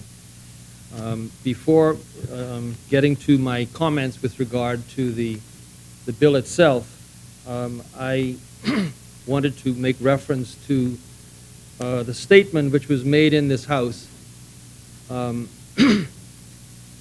when the House last met by the member for Michael with regard to a visit by the members of the opposition to the BAMC facility in Andros.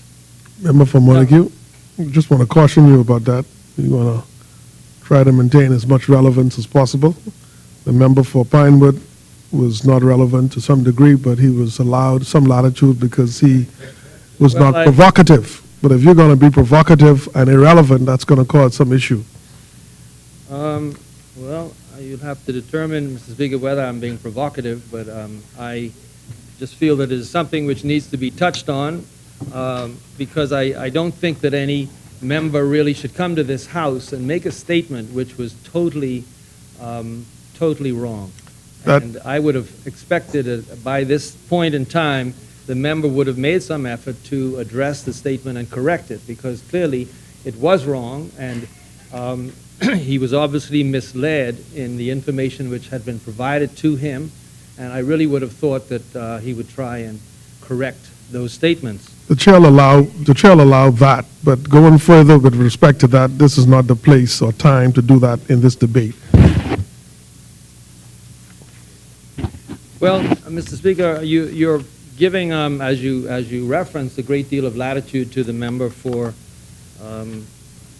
Pinewood. I also gave you my reasons why. Yes. Well, that's why I'll just touch on it briefly, Mr. Speaker, before I get to the the other matters.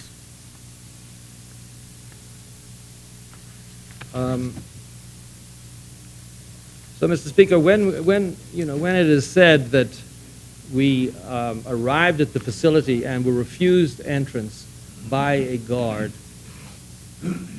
when there was no guard anywhere in sight, there's a substantial facility that this government has expended millions of dollars on the construction of, and we are led to believe that there's heightened security as a consequence of the fire damage some 6 weeks ago, and yet nobody is there.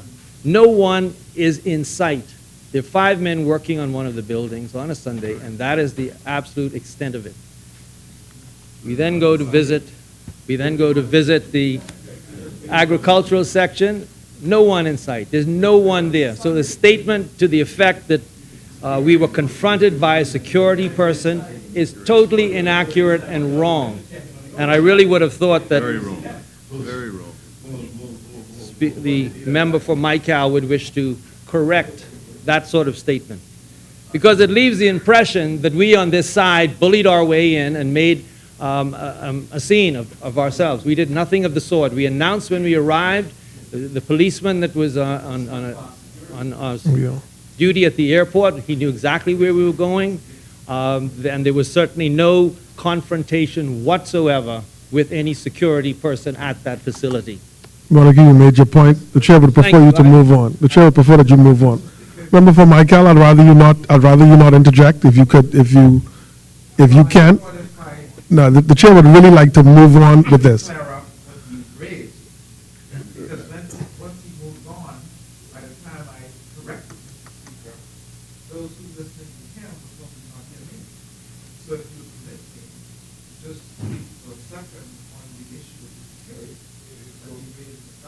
Very well. He sought for me to retract my statement. Very well. And Mr. Speaker, the only thing I'm able to say is this. I had always relied on information from those who work with me at the ministry and those who we put in position of trust. I stand by what I say because they stand by what they tell me. I have no other facts to go by than what was provided to me. And I expressed in this parliament the facts as they were provided to me. They have a different version. I respect that. And I have asked the president of BAMSI to look into this matter to see what the difference is between what we were told and what they are telling us. And if I find that those who gave me information did not give me correct information, Mr. Speaker, that's not going to end like that because we do not expect people who work for BAMSI and paid handsomely to do so to mislead the government.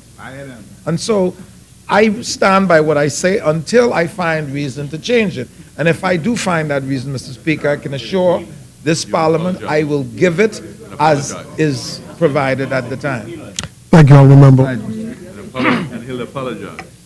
Member for Montague. Thank you, Mr. Speaker. Well, it's evident that the member for Mycal will be removing some people from that facility when he looks into it, and that he will come to this House and apologize. Now, the other thing, Mr. Speaker, that arose out of this whole issue is this question of insurance of the facility. And this is a matter which is very much of concern to the people of this country when it appears that the government has negligently allowed a property to be under construction when it should have been insured to protect the government and the people of this country when there is a loss. So when we have members opposite some 6 weeks or more after the incident still fluffing around and trying to find out whether the property was actually insured, whether it was ever insured, because the the information received at this point seems to suggest that there was never any insurance in place.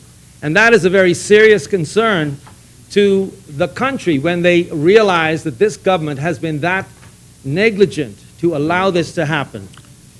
Now, the member for Cat Island did indicate that he was led to understand that the policy had lapsed. Well, if it lapsed, then it would suggest that there was a policy in place at some point. And I would have expected the government at this point to produce proof of this to us in Parliament and to the country. When we are going to sit here and talk about banks and trusts, and yet we're prepared to fritter away money without concern for the welfare and the finances of this country. It is outrageous. This government talks about transparency. I don't think they understand the meaning of transparency, Mr. Speaker. When you have buildings which are constructed in BAMC without tender for millions of dollars, and then you hear rumors that the contracts were given to persons, some of whom were previous members of this Parliament and had no connection whatsoever with construction, you can appreciate the concern which the country feels when that type of situation is allowed to happen. If there were any semblance of transparency by this government, we would know who these contracts were given to. Not just given to somebody who's nameless, building is burnt down, and they don't seem to have the slightest concern for the loss that we have suffered. So when you hear these statements that rumors, perhaps, that someone with political connections was granted a contract, then that rumor is going to persist until the government is forthright and honest and comes up and is transparent and says these are the persons who were given the contract. But far from that, we seek to push it under the table. We still seek after 6 weeks to find out whether or not the property was insured. That is a very simple matter. Anybody has damage to their property, the first thing they do is find out the position with regard to security and insurance. Why would it be such a problem for this government to discover what the factual position is with regard to insurance? Come clean. Tell us what the position is. We believe we know it by virtue of their silence. Absolutely. Now, when my learned friend from, my colleague from North Eleuthera made reference to this article, which was headed Trouble in Paradise inside Canadian Bank's billion-dollar Caribbean struggle. Member for Cat Island Rumkey, the member yield. The chair recognizes member for Cat Island Rumkey. Speaker, during the halftime debate, I indicated to this Parliament on this issue of the fire and the BAMC project. I was shown that I was in discussions with all my technical team, with all the persons involved with the BAMC project, and that I will make a further intervention in Parliament in due course. And at the opportunity that will be afforded me, I will do so. A communication will be made to this Parliament on all the matters raised in connection with BAMC, and I hope to be able to do that in short order once we are at that point in the agenda on communication. Very well. Thank you, Honourable. And it is not for them to, I don't march at their drum. Very well. Thank you, Honourable. Beat up their drum. Member for Montague. Mr. Speaker, the member for Cat Island may not march to our drum, but he will shortly be marching to the drum of the people of this country. Need to. You will shortly be. Don't worry about that. So when, and in fact, when you're giving this report, Mr. Speaker, the member for Cat Island should also indicate what the situation is with regard to this structure, because initially the member from ICAL indicated, oh, a little $120,000 repair a roof. Well, you look at that building, you don't have to be an engineer to determine that in all likelihood the building is going to have to be demolished. So again, are we still struggling to find out what is happening there? In fact, again, the position on the ground in Andros is that the building needs to be demolished and that they have sought tenders to demolish the building. Now, whether that's so or not, I don't know, but that is when you have people telling you that they have been asked to make bids for the demolition of the building, then perhaps government needs to find out exactly what the truth on this matter is and stop trying to keep the truth from the people of this country. Now, in this report, which the member for North Eleuthera referenced, there are several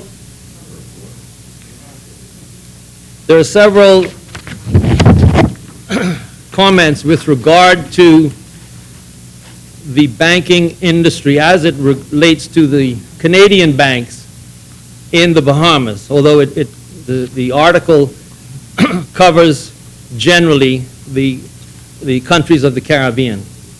And it does not paint a very encouraging picture, but our government still seems to be content to march on, smiling. We've come to the corner, we've turned the corner, jobs and more jobs are around the corner, and yet they seem to refuse to face the reality of what is happening. Now, many of these things are obviously affected by outside issues. The economy of the other countries in the world, the United States in particular, is something which is going to impact very seriously on our financial situation here in the Bahamas. So when they make statements to the effect that countries like the Bahamas and Barbados are marketed as idyllic vacation spots with white sand beaches, but their local economies are anything but serene. In the Bahamas, the unemployment rate is 15.7% at the start of February, higher than in Portugal, one of Europe's worst hit economies, and well over double Canada's rate. We seem to be ignoring these facts. The government seems to be hiding behind some figures and saying, oh, well, everybody's encouraged, so things are looking good. We've come round the corner. Canadian lenders have it even worse than a local bank in Jamaica. Our banks are often praised for sidestepping the U.S. mortgage crisis and for avoiding the ugly economic woes that still wreak havoc in Europe. But the truth is that they've hit trouble in paradise. Royal Bank of Canada, Bank of Nova Scotia, and Canadian Imperial Bank of Commerce are by far the Caribbean's three largest lenders, dominating both personal and commercial banking. Combined, they've written off more than $1 billion in the region since the Great Recession.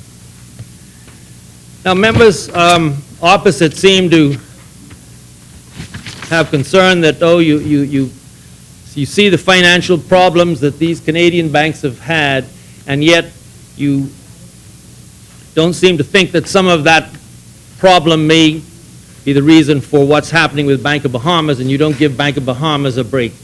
Well, Mr. Speaker, we're dealing with two very different creatures here. The total amount of lending by these Canadian banks within the Caribbean, they are a drop in the bucket compared to the overall financial situation of those banks. A drop in the bucket. So you can understand why we here are a little more concerned about Bank of Bahamas. We're more concerned about Bank of Bahamas because Bank of Bahamas is not owned by huge institutions. It does not have billions and billions of dollars of capital. So we get more concerned because it is very localized. The government owns over 50%. in order to bring the bank, or to assist the bank in sorting out its financial problems, National Insurance goes and deposits substantial monies in the bank. Now, they say, oh, they're saving the bank, but the concern is the National Insurance money is something which is supposed to provide for the future. It's supposed to provide for your pensions, your some of your medical expenses, all the various things that when you're sick, you have unemployment benefits. All of these things are meant to come out of the monies which are held by the National Insurance Board. But if you keep throwing money in there, and other investments which the board seems to feel are helpful, you're going to get concerned about your investment. So that is why it is very much something that we in this House need to be concerned about. You transfer $100 million of debt from Bank of Bahamas to Resolve, which in effect is now a debt of this country, debt of government's debt. That is the way that we have assisted them in going over their financial problem. $100 million. So we're obviously very much more concerned about Bank of Bahamas than about Bank of Nova Scotia or Royal Bank, because their investment in the Caribbean is, as I said, minute. It's a drop in the bucket considering comparison with their overall assets. In addition, we have this issue of political loans, which it would appear are and should be a major concern of the shareholders of Bank of Bahamas and of the Bahamian population as a whole, because people are going to be concerned, people outside of this House are concerned that it's persons with connections with people inside this House who are getting those loans, and the general public outside who are looking to receive financial support from Bank of Bahamas. They can't get it. These hogs inside here and their friends, they're the ones who got the money. Member, you have to take that back. That's not appropriate. Whether it was meant in jest or not, the chair orders that it be withdrawn and it expunged from the record. Terribly inappropriate, honorable member. Very well, Mr. Speaker. Member, if you're not going to withdraw, take your seat. You've told me you've expunged it, Mr. Speaker, so I have to accept that. And? I accept what you've said. I've withdrawn it. You have expunged it, Mr. Speaker. But out of respect for the members of this House and the institution, the chair wants to hear you withdraw it. I have withdrawn it, Mr. Speaker. Very well. Thank you. It is expunged from the record.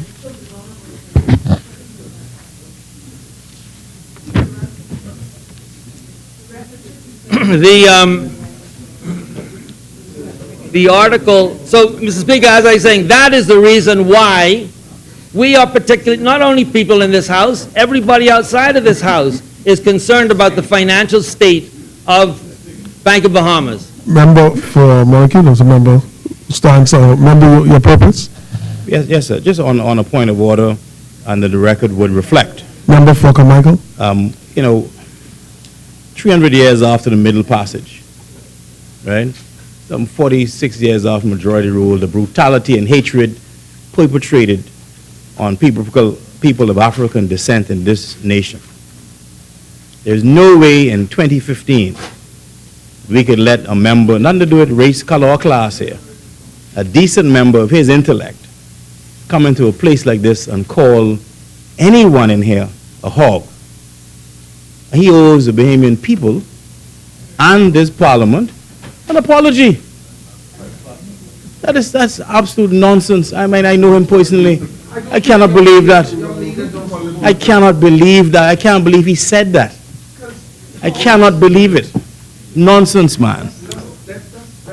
an apology. Thank you. Thank you, Honourable Member.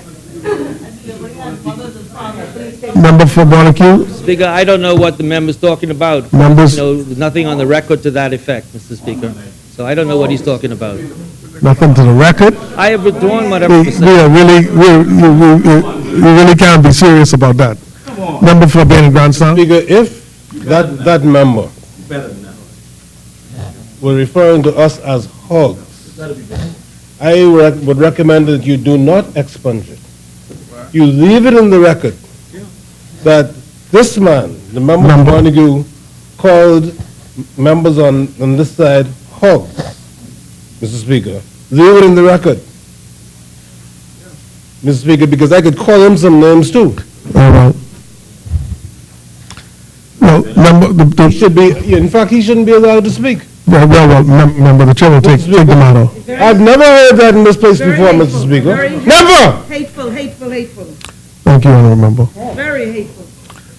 Member for Montague, I think you should understand the gravity of what has just happened. And just recognize, members, I don't see how these members can sit there. but, you know, Condone that. the chair will deal with that. The chair will deal with that. The chair will deal with that. Member for Montague, take your seat. The chair is speaking. Yeah, you could see from the reaction and the tremendous disappointment and shame that members have expressed, particularly members opposite, that the fact that it was expunged and is on the record, it doesn't remove the responsibility of the member who uttered the words. And the words that you uttered were certainly reprehensible for this place. I don't know what got into you to make you feel it was appropriate to say it, whether it was done in jest or not, I don't know. But obviously, member, it was very, very inappropriate and ought not be ever said in this place. I think you owe this House some explanation, at the very least, as to what was in your mind or in your heart, or an apology. Member for Kalani, I'm going to ask you, through your position as leader, to assist the chair in this regard, because members come. While listening to this debate, I would recall that the member had withdrawn and the word was expunged from record. If it's expunged, Mr. Speaker, then there's no records, no existence. And you had made your decision. You had made a decision in this Parliament, Mr. Speaker. The member now for Baintown cannot come and say you should reconsider your decision. This is the Parliament. You made a decision already. That is not an issue. That is not the issue. That is not the issue. It don't exist. Member for Montague. Member for Montague. Mr. Speaker, if members, The chair is now, you're speaking to the chair now. yes, sir. Forget the extraneous talk of the membership now, the members have expressed it. But the chair is bothered by this, that you've taken the posture, and obviously your leader has agreed with you that the fact that it's expunged is okay. It's not okay. But it's not okay. There has to be some sincerity of apology that what you meant that was not your intent. No, the chair will not accept that. That was not his intent, and the chair needs him to say this. Member for Montague. Mr. Speaker, the words that I expressed are simply reflecting the fact that a large number of persons with political connections have received benefits from Bank of Bahamas. Now, What? So, Mr. Speaker, I do apologize if that has offended the Speaker, if it has offended members in this House. I apologize. Thank you, Honorable It Member. was not intended to reflect anything that was derogatory in any way. Thank you, Honorable Member.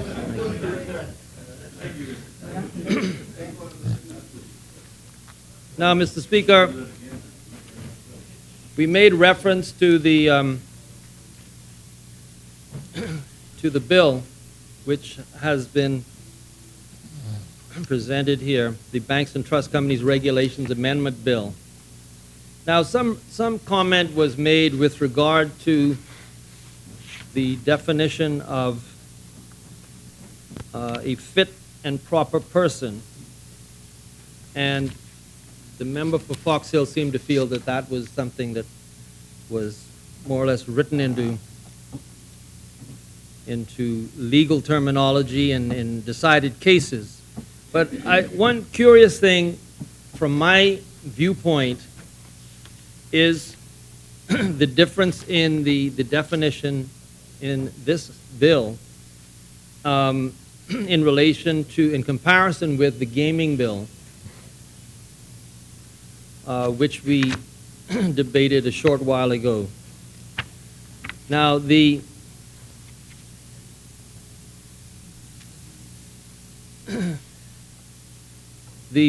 provision in the Banks and Trust Companies regulation provides that the central bank shall, in determining for the purpose of this act whether a person is a fit and proper person, have regard to all the circumstances, including such person's honesty, integrity, and reputation, competence and capability, financial soundness, and previous disciplinary record and general compliance history, including whether the central bank or other domestic regulatory authority or a supervisory authority has previously imposed a disciplinary sanction on such person. Now, when you compare that with the interpretation of fit and proper person in the gaming bill, it provides in Section 24 that a natural person shall be a fit and proper person whose character, integrity, honesty, prior conduct, regard for the law, reputation, habits, and association do not pose a threat to the health, safety, morals, good order, and general welfare of the inhabitants. Now, it provides an additional quality or condition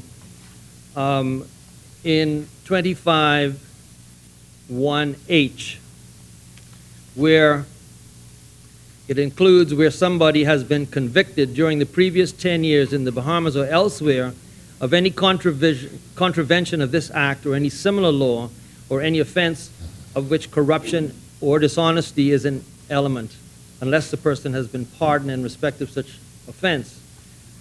Now,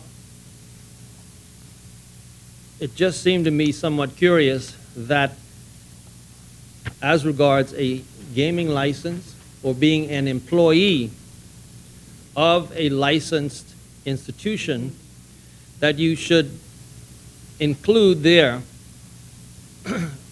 someone who has been convicted in the previous 10 years of an offense, contravention of the act. Yet there's no such provision in the Banks and Trust Companies regulation. Now, I realize you may argue that someone's honesty, integrity, and reputation would be bad if he has a criminal offense, and therefore he would be prevented from obtaining a license under the Bank and Trust Companies Regulations Act. But it just seems curious that you specifically set it out in this gaming bill, and yet you don't make a similar qualification with the Bank and Trust Companies Regulations Act. I mean, and having come so soon after this bill, I would have thought that there's a general understanding of what a fit and proper person is. But it seems in one case, you could still perhaps have a conviction. Under the gaming bill, you're not allowed to own a license, to have a license, yet under the Banks and Trust Company Regulation Act, you could be. The member yields. The chair recognizes the member for Cat Island, Ram, San Salvador. Yeah, Mr. Speaker, I think the member from Montague answered his own concern in respect to the issue of the conviction because of a person's honesty and integrity and reputation is in fact captured by a conviction. So I'm just trying to, so he answered his own concern. But I also wish to point out to him that you're talking about two different industries. You're talking about gaming industry that has its own history, and you're talking about the financial industry, the banking industry, which likewise has its own history. But in any event, at the end of the day, unless you are saying that those items that are set out specifically to which the government central bank should have regard to is what I call restrictive and are exhaustive, that they are exhaustive, then I could see your concern. But they're not exhaustive, they're only inclusive. So they could consider those things having regard to all of the other circumstances. So it is not, so I'm just trying to understand specifically what your concerns are, quite apart from the fact that you answered the one in respect to the conviction. And in respect to any other concerns, I think they could all be answered by the fact that the list here that the central bank governor has to take into account is not an exhaustive list. Because it says, have regard to all of the circumstances, including. Thank you, honourable member. Member for Montague. Thank you, Mr. Speaker. I thank the member for Cat Island, but I don't know that necessarily answers my issue with this. It just seems strange to me that you include it in the gaming bill and you don't include it. So theoretically, someone could have a criminal conviction of a financial matter and would be entitled to a license under the Bank and Trust Companies Act and not under the gaming bill. Member for Montague, member for South Eleuthera and Central rises. Mr. Speaker, I was going to address this substantially in my contribution, but the two sectors dealt with by the two quite different pieces of legislation ought to be apparent to all of the members here today. When the gaming bill was passed, part of the purpose of the gaming bill was to regularize conduct which was, prior to the enactment of the bill, illegal.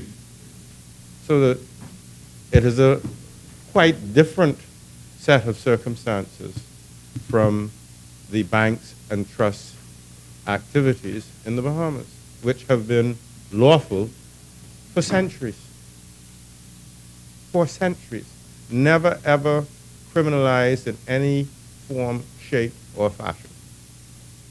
So that when one looks at the definition of fit and proper person in the banks and trust companies regulations legislation, it's unsurprising that it is, as the Deputy Prime Minister has indicated, open-ended and inclusive. It's a definition that enables the central bank to take the widest possible view of a person or a set of persons, given all of the circumstances available to the central bank.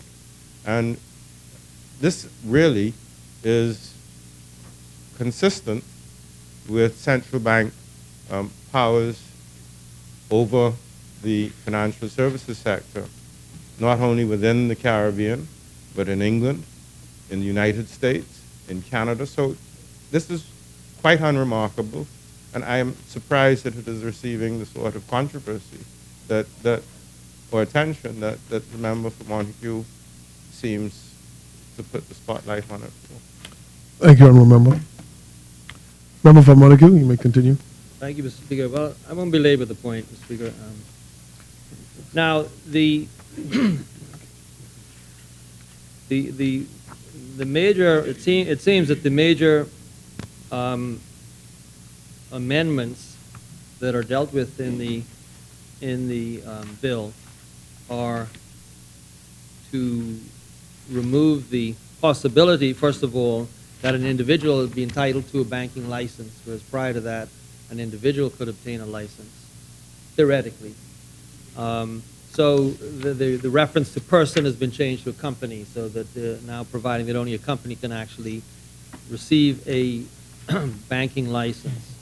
And apart from that, there are an amendment to the penalties which can be imposed with regard to infractions under the Act. So in that sense, it's no doubt in keeping with the times when the penalties which were imposed when the Act was first of all passed a number of years ago, and so obviously it is proper that the actual penalties should be increased, and perhaps discourage people from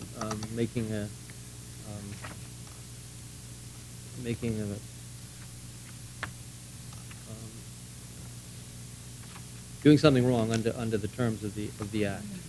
So, Mr. Speaker, I have little issue with the bill itself. It seems it's something that is necessary, although perhaps I don't give it the priority that the government has when you think of so many other issues out there that need to be addressed.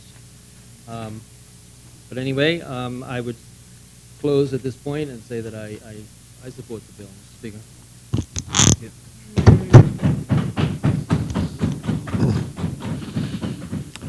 Thank you, Honourable Member. Member for Michael. Point of order, if I could.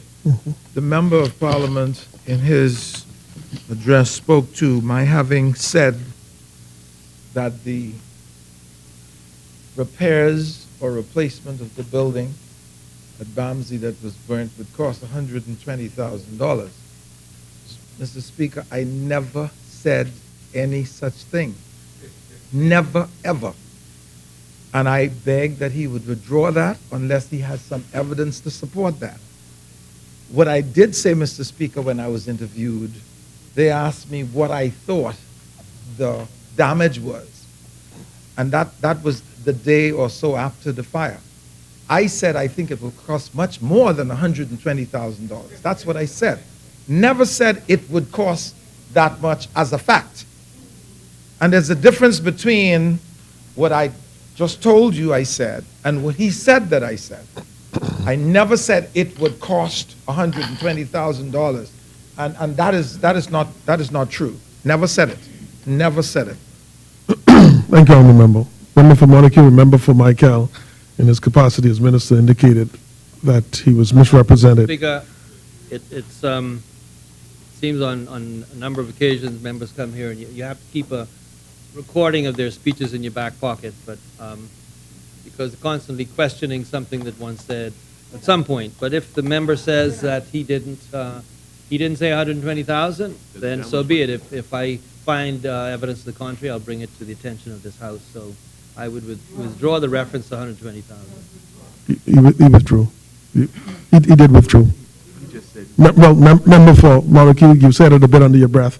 Members didn't. Sorry, Mr. Speaker? Oblige the chair and withdraw. I did withdraw it, sir. Very well. Thank you, Honourable Member. As many, Chair recognizes Honourable Member for Mount Moriah. Marco City was on my mind. Mount Moriah.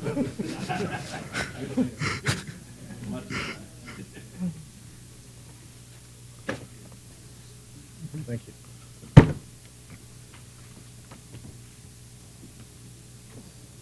Morning, Mr. Speaker. Mr. Speaker, I thought I was a little more handsome than my good friend and colleague from Marco City. He's my friend in any event. Mr. Speaker, I rise on behalf of the great people from the great constituency of Mount Moriah. Mr. Speaker, these good people have put me in place to do their bidding in this place. And I intend to do my best at all times. I intend to represent them to the best of my ability. I intend to do what is necessary, Mr. Speaker, to ensure that those good people, my people, Mr. Speaker, their voices are heard in this place, outside this place, around this place, and around the Bahamas. That is my goal, and that is what I intend to do, Mr. Speaker. Mr. Speaker, before I get into substantive part of my address, Mr. Speaker, I would like to just raise a few matters, Mr. Speaker. Mr. Speaker, first of all, last weekend, Wednesday, I went there Wednesday and Thursday, did not have an opportunity. I went on Friday as well, Mr. Speaker. I had the opportunity to attend the Thomas Robinson National Stadium to watch the high school nationals, which included all schools from all through the Bahamas, Mr. Speaker. Mr. Speaker, it is probably the biggest high school meet of its kind ever held in our country as far as athletes were concerned, Mr. Speaker. If I'm not mistaken, I think we had between 800 and 1,000 athletes attending from all over the Bahamas. Almost 2,000, I'm told, athletes competing from all over the Bahamas. And Mr. Speaker, I have to mention and give congratulations to Senator the Honorable Greg Burrows, who was the overall coordinator. I know he had a team, but I saw Mr. Burrows at work during that whole event, and Mr. Burrows is always on his feet. I think Mr. Burrows should be commended publicly for putting together the biggest national high school track and field meet that has ever been held in this country. He's a talented individual, Mr. Speaker, and I pray that these kind of events and probably more responsibility, Mr. Speaker, will be given to Senator Burrows in the future. Mr. Speaker, my only disappointment was that there were athletes from all over the Bahamas, but I saw some of my colleagues in this place who represent all areas of the Bahamas there. But I think that we in this place were held wanting as it pertains to supporting our young people. In particular, I wouldn't single out our family islands because they played, those athletes were here in abundance, but also New Providence. We did not see, or I did not see, enough of those representatives from these islands in that place. I don't know which constituency the Tabernacle School is in, but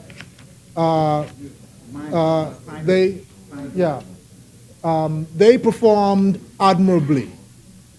It's surprising that we have so much talent in our family islands, and we do not exploit that so that we can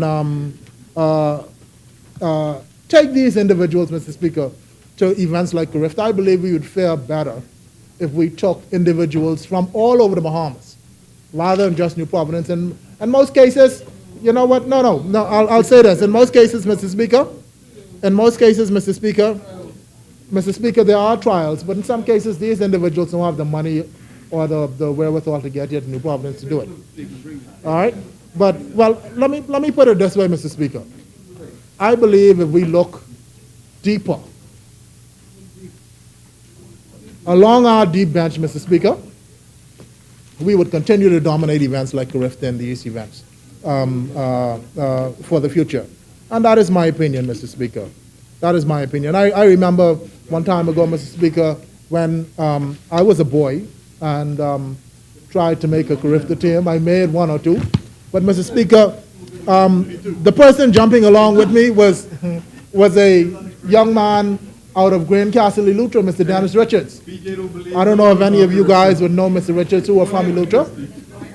Yes, he is a lawyer. And there were people out of Grand Bahama like Dudley Parker. And these individuals, Mr. Speaker, who made an impact. As a matter of fact, Mr. Speaker, on that occasion, that was the first occasion that this country ever won the Carifta Games. In 1980 in Bermuda, Hamilton, Bermuda. I will never forget that, Mr. Speaker.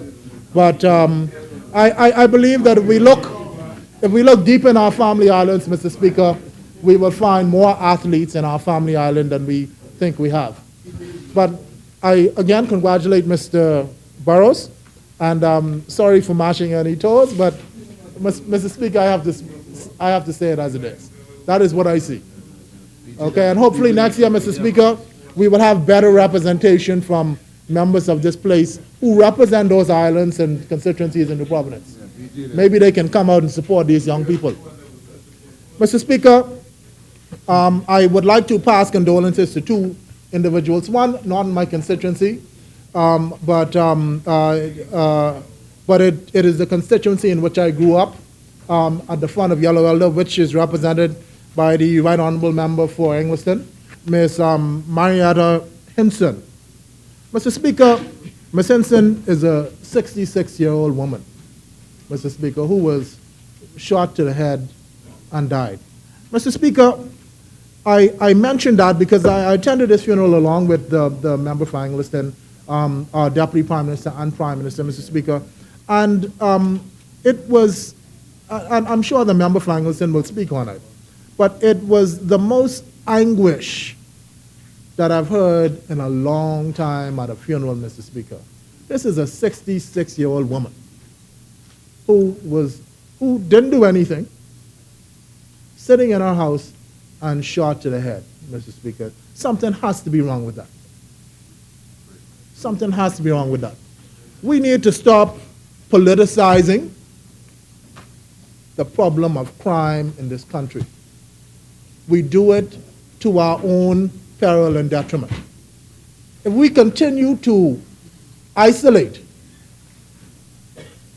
crime, PLP, or FNM, or whoever else, Mr. Speaker,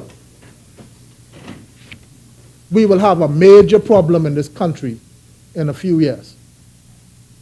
Crime is all of our problem. We need to address it as a group, Mr. Speaker. Mr. Speaker, there has to be something wrong with that, Mr. Speaker. And I call time out to all those young men and young women in some cases who are carrying weapons. The time has come to stop this foolishness, because that's what it is, Mr. Speaker. Murder is on the streets in our country over the last few years. Like, fellas will kill you like they drink a glass of water. That's how it seems nowadays in the Bahamas. And this isn't just start, Mr. Speaker. This has been going on for a while now. It must stop. We must put a stop to it. Whether it takes, in some cases, draconian measures, but a stop has to be made to all of the murder. We may not feel it today, but who knows what may happen tomorrow? Who knows what will happen tomorrow? It may be one of our family who we have to put in a hole, Mr. Speaker, and put dirt over them. The killing has to stop, and it starts here in this place. Mr. Speaker, another individual in my area who has died recently, Mr. Speaker, Mr. Brian King. They call him Dollar on the streets. I know him as Dollar. I didn't know his name was even Brian. I know him as Dollar, Mr. Speaker, who lived in my constituency, East Store Court in Yellow Elder Gardens, Mr. Speaker. He had been injured some time ago. He had been shot some time ago, but recently I've learned that he has succumbed to certain injuries, and I bring condolences to his family. Again, Mr. Speaker, he was shot, Mr. Speaker, and that led to his demise. The time has come, Mr. Speaker, for us to stop all the killing. That is as succinct as I could possibly put it. Mr. Speaker, in looking at the Banks and Trust Companies Regulation Amendment Bill 2014, Mr. Speaker, I'm honored to make this very short contribution with reference to this proposed piece of legislation which the government of our country, and who I'm a part of, Mr. Speaker, is presenting today. Mr. Speaker, though upon reading this proposed piece of legislation, was that I not only wish that this amendment was done a lot sooner, Mr. Speaker, because it would have caught a lot of the miscreants and those who don't mean our country and our banking system very well. But I'm happy now, Mr. Speaker, that we have this before this House and on this table. Several things have happened over the past several years that should have prompted successive administrations of the Bahamas to do what we are only now attempting to do. Mr. Speaker, this financial markers should have set off alarms indicating that there was a need for reform, Mr. Speaker. And Mr. Speaker, this government, this administration, Mr. Speaker, has taken the bull by the horns yet again to bring legislation to correct certain wrongs that are happening in our country today. Mr. Speaker, I'm very happy to be a part of the executive arm of the government at such a time as this, when we have to chart the course for the future of the Commonwealth of the Bahamas. We cannot accomplish this, Mr. Speaker, unless and until we bring our regulatory framework up to international standards. Mr. Speaker, the main focus and purpose of this piece of legislation is to expand and enhance the regulatory powers of the Central Bank of the Bahamas. We cannot continue to do business as we've been doing business. It can no longer be business as usual, Mr. Speaker. It cannot be business as usual. Mr. Speaker, the financial world, like any area of human endeavor, has its share of unsavory characters. We have strong banking laws that are effective in bringing criminals to justice. But, Mr. Speaker, lawbreakers are not the only type of characters that threaten our financial institutions. Mr. Speaker, it can be argued with a certain degree of success that the clever legal maneuvers of persons operating within the legal framework set up by us poses the bigger challenge when regulatory laws are not scrupulously maintained and tweaked to stay a step ahead of persons within the industry who have a bit less than the desired amount of scruples. Mr. Speaker, I'm happy that we are raising the standard of banking in the Commonwealth of the Bahamas. It is, if this bill is passed into law, Mr. Speaker, and I'm sure it will, and I have every reason to believe that there will not be any issues of it, we all will benefit at the end of the day from this legislation. This bill is seeking to not only empower, but direct the central bank to ensure the suitability, fitness, and qualification of persons to hold particular positions in banks and trust companies. Mr. Speaker, the law will set the criteria to be used by central bank in arriving at its decisions as to suitability, fitness, and qualification. With this level of legal authority, the central bank can also refuse a license or its approval where it's believed a business would not be carried on by fit and proper persons. Mr. Speaker, this is a very important safeguard and is badly needed in the industry. Mr. Speaker, the need for a more direct hands-on approach cannot be overstated. And there is no better institution to carry out this oversight function than the Central Bank of the Bahamas. The lack of this level of control has already brought embarrassment to our country. We need not wait for another occurrence. But, Mr. Speaker, all of the legal empowerment of the central bank will mean nothing if the law is not without teeth. I am therefore particularly pleased, Mr. Speaker, with the provisions of penalties where violations occur. Mr. Speaker, I'm not certain that the central bank is presently able to effectively keep tabs on all financial institutions. But this bill is certainly seeking to ensure that the effectiveness of the central bank's oversight and capability.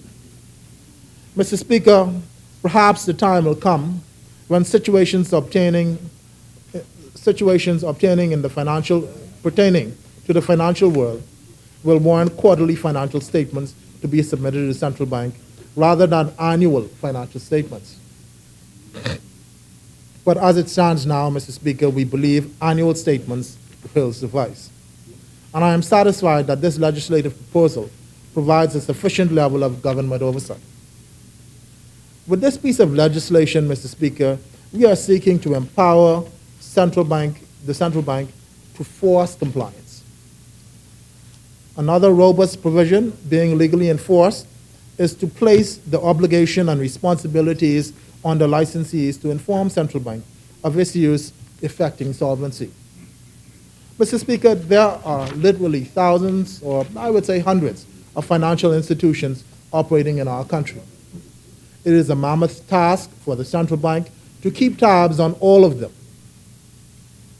Mr. Speaker, it is almost impossible to do so. But, Mr. Speaker, every person, legal or otherwise, knows when their fiscal house is caving in. The obligation to report is now going to rest squarely on the shoulders of the financial institutions, and rightly so. Mr. Speaker, this amendment is seeking to place this obligation to inform on the shoulders of the licensees in every area where they would have first-hand knowledge that be it cognizant of the central bank.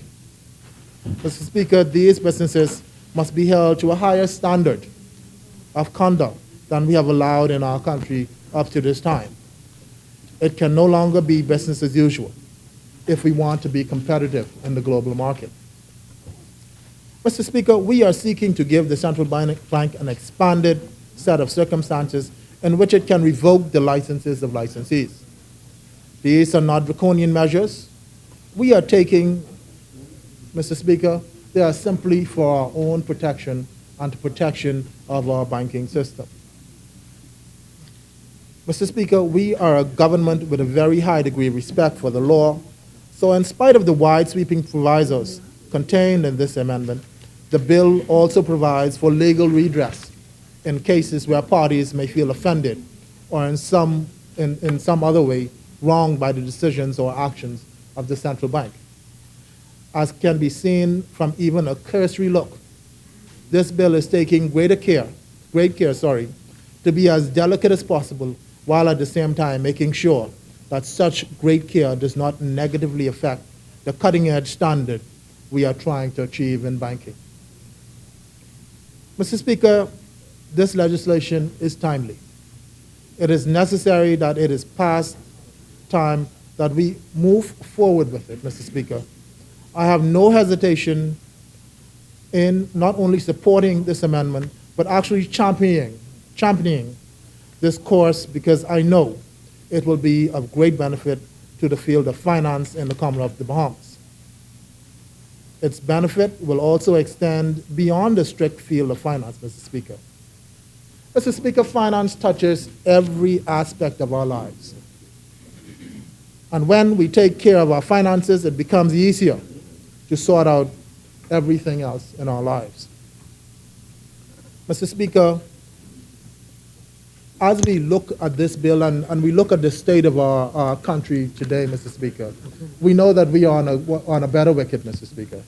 Mr. Speaker, one point I'd like to raise in closing, Mr. Speaker, is the fact that there are many Bahamians, Mr. Speaker, who are losing their homes, Mr. Speaker. And I cannot speak about finance or banking without speaking about Bahamians, regular, everyday people who are losing their homes due to mortgage default. Mr. Speaker, there has to be some impasse as far as that is concerned. Mr. Speaker, growing up in this country, Mr. Speaker, the most important thing to Bahamians, the single most important thing to Bahamians was the ownership of one's home. It gave pride to our country. It gave pride to our people. Mr. Speaker, it is untenable that today we have so many hardworking Bahamians losing homes. I have a real problem with that, Mr. Speaker, and we have to address that. And I'm sure that during this term we will address that, Mr. Speaker. But I have a real problem, Mr. Speaker, when I see individuals, Mr. Speaker, who reside not only in the Mountain Raya constituency, even though I'm speaking mainly of those people, but all over the Bahamas, Mr. Speaker, who are worried that in a couple days or on a couple months, that they will not have a roof over their head. Mr. Speaker, that's a basic necessity. Every Bahamian should be able to own their own home. As a matter of fact, Mr. Speaker, that defines us as being, that's part of the definition of being Bahamians. Bahamians are proud people. And from the days I was growing up, Mr. Speaker, it was always important to my parents that they own their home. And they instilled that in me, and they instilled that in everyone in my house. You own your own home, Mr. Speaker. And I'm sure that's true with every Bahamian. Every Bahamian wants to own a home. Mr. Speaker, the assault that is presently being carried out against the Bahamian people, Mr. Speaker, has to stop. We have to step up and protect Bahamians who are losing their homes. There's no two ways about it. And when I look around and I pick up a newspaper and I see the amount of homes, Mr. Speaker, it is unconscionable, Mr. Speaker, that so many Bahamians have their homes, thanks that they've worked for 20, 30 years, Mr. Speaker, because most of these mortgages are for 25 or 30 years. I don't see them less or more than 30 years. And Mr. Speaker, in a lot of cases, you find people who have been paying for these homes, Mr. Speaker, for 18, 19 years, Mr. Speaker. 18, 19 years. That's a long time to be pumping money into something. For a bank to come back when you have a couple more years to pay and say, listen, we got to take this house because you've defaulted on your mortgage. It's a bitter pill, Mr. Speaker. It's a bitter pill, Mr. Speaker. And I cannot stand here, Mr. Speaker, and speak about banks and trust company regulations amendment without mentioning those people. It would be wrong of me not to do that. And I know that this government is obliged and this government will do something to alleviate that pain, Mr. Speaker. The time has come. The time has come for us to save our people. And the most basic way we can do it is to keep a roof over their head.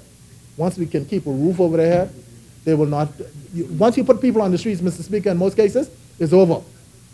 You put people on the streets, it's over. They depend on social services, Mr. Speaker.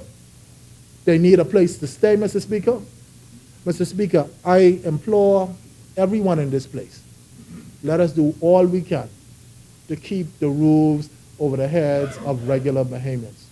I support this bill. Thank you.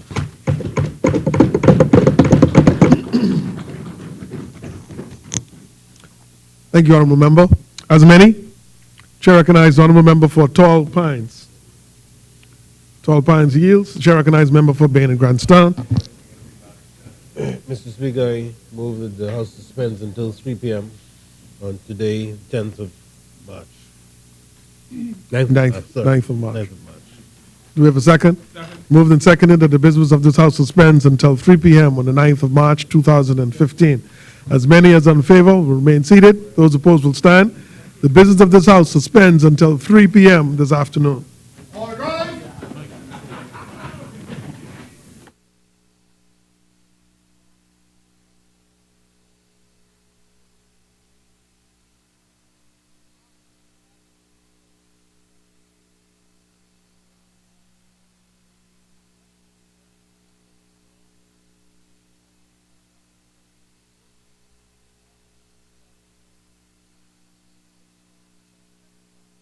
For them. Fred Mitchell, the MP for Fox Hill, who is also the Minister for Immigration and Foreign Affairs, also spoke, as did Kalis Roll, the Pinewood MP, who is Minister of State for Investments, and Theo Neely, the North Eleuthera MP. Well, we're going to go now to Janaea. We're going to go to Janaea Noel Ferguson, who is standing by with Theo Neely, I understand, and also Kalis. Oh, she's not ready yet. Okay. Well, So Theo Neely and Kaylis Roll will apparently be the guests of Janaea Noel Ferguson, who is at the House of Assembly today. Like I said, they started off the debate this morning, and Fred Mitchell, the MP for Fox Hill, he gave a contribution as well. Of course, during the contribution from Richard Lightburn, the issue of BAMC came up again. Now, the Deputy Prime Minister, Minister of State, Minister for Urban Development and Works, the Honourable Philip Brave Davis, said that he had said in a previous proceedings of the House that he would actually address that issue of all of the issues regarding BAMC in due course. So he just wanted to remind the MP from Montague that whatever concerns he or the opposition had, or the people had, that those concerns would be addressed when they came with their actual communication in due time. Now, as I said, Theo Neely and the North Eleuthera MP and Kaylis Roll, the Pinewood MP, are the guests of Janaea Noel Ferguson, and we're going to take it to Janaea right now at the House of Assembly. Thanks, Julian. Now, parliamentarians are continuing debate on the Banks and Trust Regulations Amendment Bill coming out of that session this morning with some new announcements. I have joined with me the Minister of State for Investments, Kaylis Roll, who's also the MP for Pinewood. He talked about this morning a new drainage system that they expect will be constructed in that community. As we know, that has always been a problem in the Pinewood community, flooding, especially when we have heavy rain. So, Mr. Roll, can you tell us a little bit about a timeline for this project? Well, I can't give you a specific timeline because obviously they're still going through the engineering process. Then the project will have to go out to bid, and once that is done, money allocated, then the project hopefully will start immediately after that. I don't want to paint the Ministry of Works into a box on exactly when they will start. But it is an active project where we're looking at it on a daily basis, and hopefully we get the project executed relatively quickly. Tell us the importance of having this drainage system put in place. Well, it goes to quality of life. I mean, if you look at the amount of homes that has been damaged over the years by this flooding situation, it has an impact on the quality of life for the residents of Pinewood. And as I go through the constituency and I go into homes and I see the level of deterioration as a result of this, certainly you expect normal deterioration to occur with homes that are 20 plus years old. But the level of deterioration is equal or equivalent to that of a 50-year-old home. And we want to ensure that whatever we do with this project provides some relief to the residents of Pinewood, much needed relief. Now, this project is also two-part. We have the water and sewage problem expected to be fixed as well. Yeah, that's another problem that has been with certain areas of Pinewood from the beginning of the construction of those homes, where the water and sewage element infrastructure has been underdeveloped. And we're now finalizing, along with the water and sewage, a project that will be executed relatively quickly also. And this is something that has been discussed, that's been on the drawing board for many years. So I'm happy to be in a position to communicate to my constituents that the government is providing focused attention to this particular project, and we would see some relief taking place very quickly on this one. Finally, speaking to the bill, there was some concern from members opposite about who would be fit and proper when you look at what the banks would regulate. Can you just expound on that? Well, you will always have issues regarding fit and proper, but the bank, the rules clearly delineates what is fit and proper. We know I serve on a board of a bank before, and I understand that you need to have individuals of good character, you need to have individuals that have requisite experience, and you need to have individuals that will guide the bank's direction to the benefit of its shareholders and its customers. Okay, thank you so much. much. That was Minister of State for Investments, the Honorable Kaylis Rhodes, just speaking a little bit about that project expected to take place in the Pinewood constituency in the near future. I also have joined with me the MP for North Luther, Theo Neely. You contributed to the bill this morning. Can you just state for us some of your concerns with the bill? I know you had some issue over whether who would be able to be regulated under this act. Yeah, good afternoon. Actually, to be honest with you, very little concern about the bill itself and the amendment.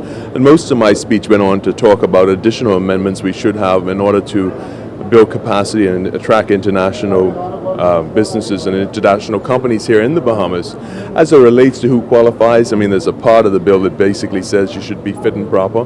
Now, exactly what that is, I mean, that's the question that needs to be asked, but I'm sure there'll be due diligence in that. And I don't think any of us have particular concern with that matter itself. We just referenced it back to previous bills and thought it was interesting. And so obviously those things pop up in bills occasionally, and that's certainly one of the things that came out. As it relates to the bill, I mean, we certainly on our side, we supported it, and we made it known that we do support the amendments to it, increasing the regulatory bodies of, or the capacity basically of central bank itself. And my concerns, as you'll note in my speech, were the banking fees. I think they're outrageous, and I spoke on behalf of the constituents of North Eleuthera. That's the stuff they tell me are the high interest rates to get loans, the high deposits they have to put down to qualify for loans, getting low interest on your savings accounts. And the big concern I had was accounts that fall below $500. It might not be my account or your account, or certainly many members in the House that fall below that, but a lot of our constituents and people that are really hurting. And I think there's some of the things we needed to address, and that's what I brought up in my speech. So while we look at amendments to this bill, you think some attention should be given to these people? Well, certainly that can't actually be addressed in this bill. Unfortunately, this bill is not the bill for that. So we have to make that very clear. But certainly these are the things that we need to be debating, things we need to be looking at, and as we move forward addressing, and if we're representing the people of the country, a lot of our constituents fall in that category. And if we're really worried about them and how the taxes and fees are hurting the poor, then they certainly do need to be addressed. Okay, Thank you so much. Thank you. Okay, there you have it. Support for the bill on both sides. The debate continues this afternoon at 3 p.m. We'll, of course, continue to bring you live coverage. Once again, I'm Janaea Noel Ferguson from Parliament. Back to you in the studio, Julian. Great. Thank you, Janaea. She was speaking there with North Eleuthera MP Theo Neely and Pinewood MP, the Minister of State for Investments, Kaylis Rhodes. And as she said, we will be back here at 3 p.m. We hope you are too. Thanks for joining us.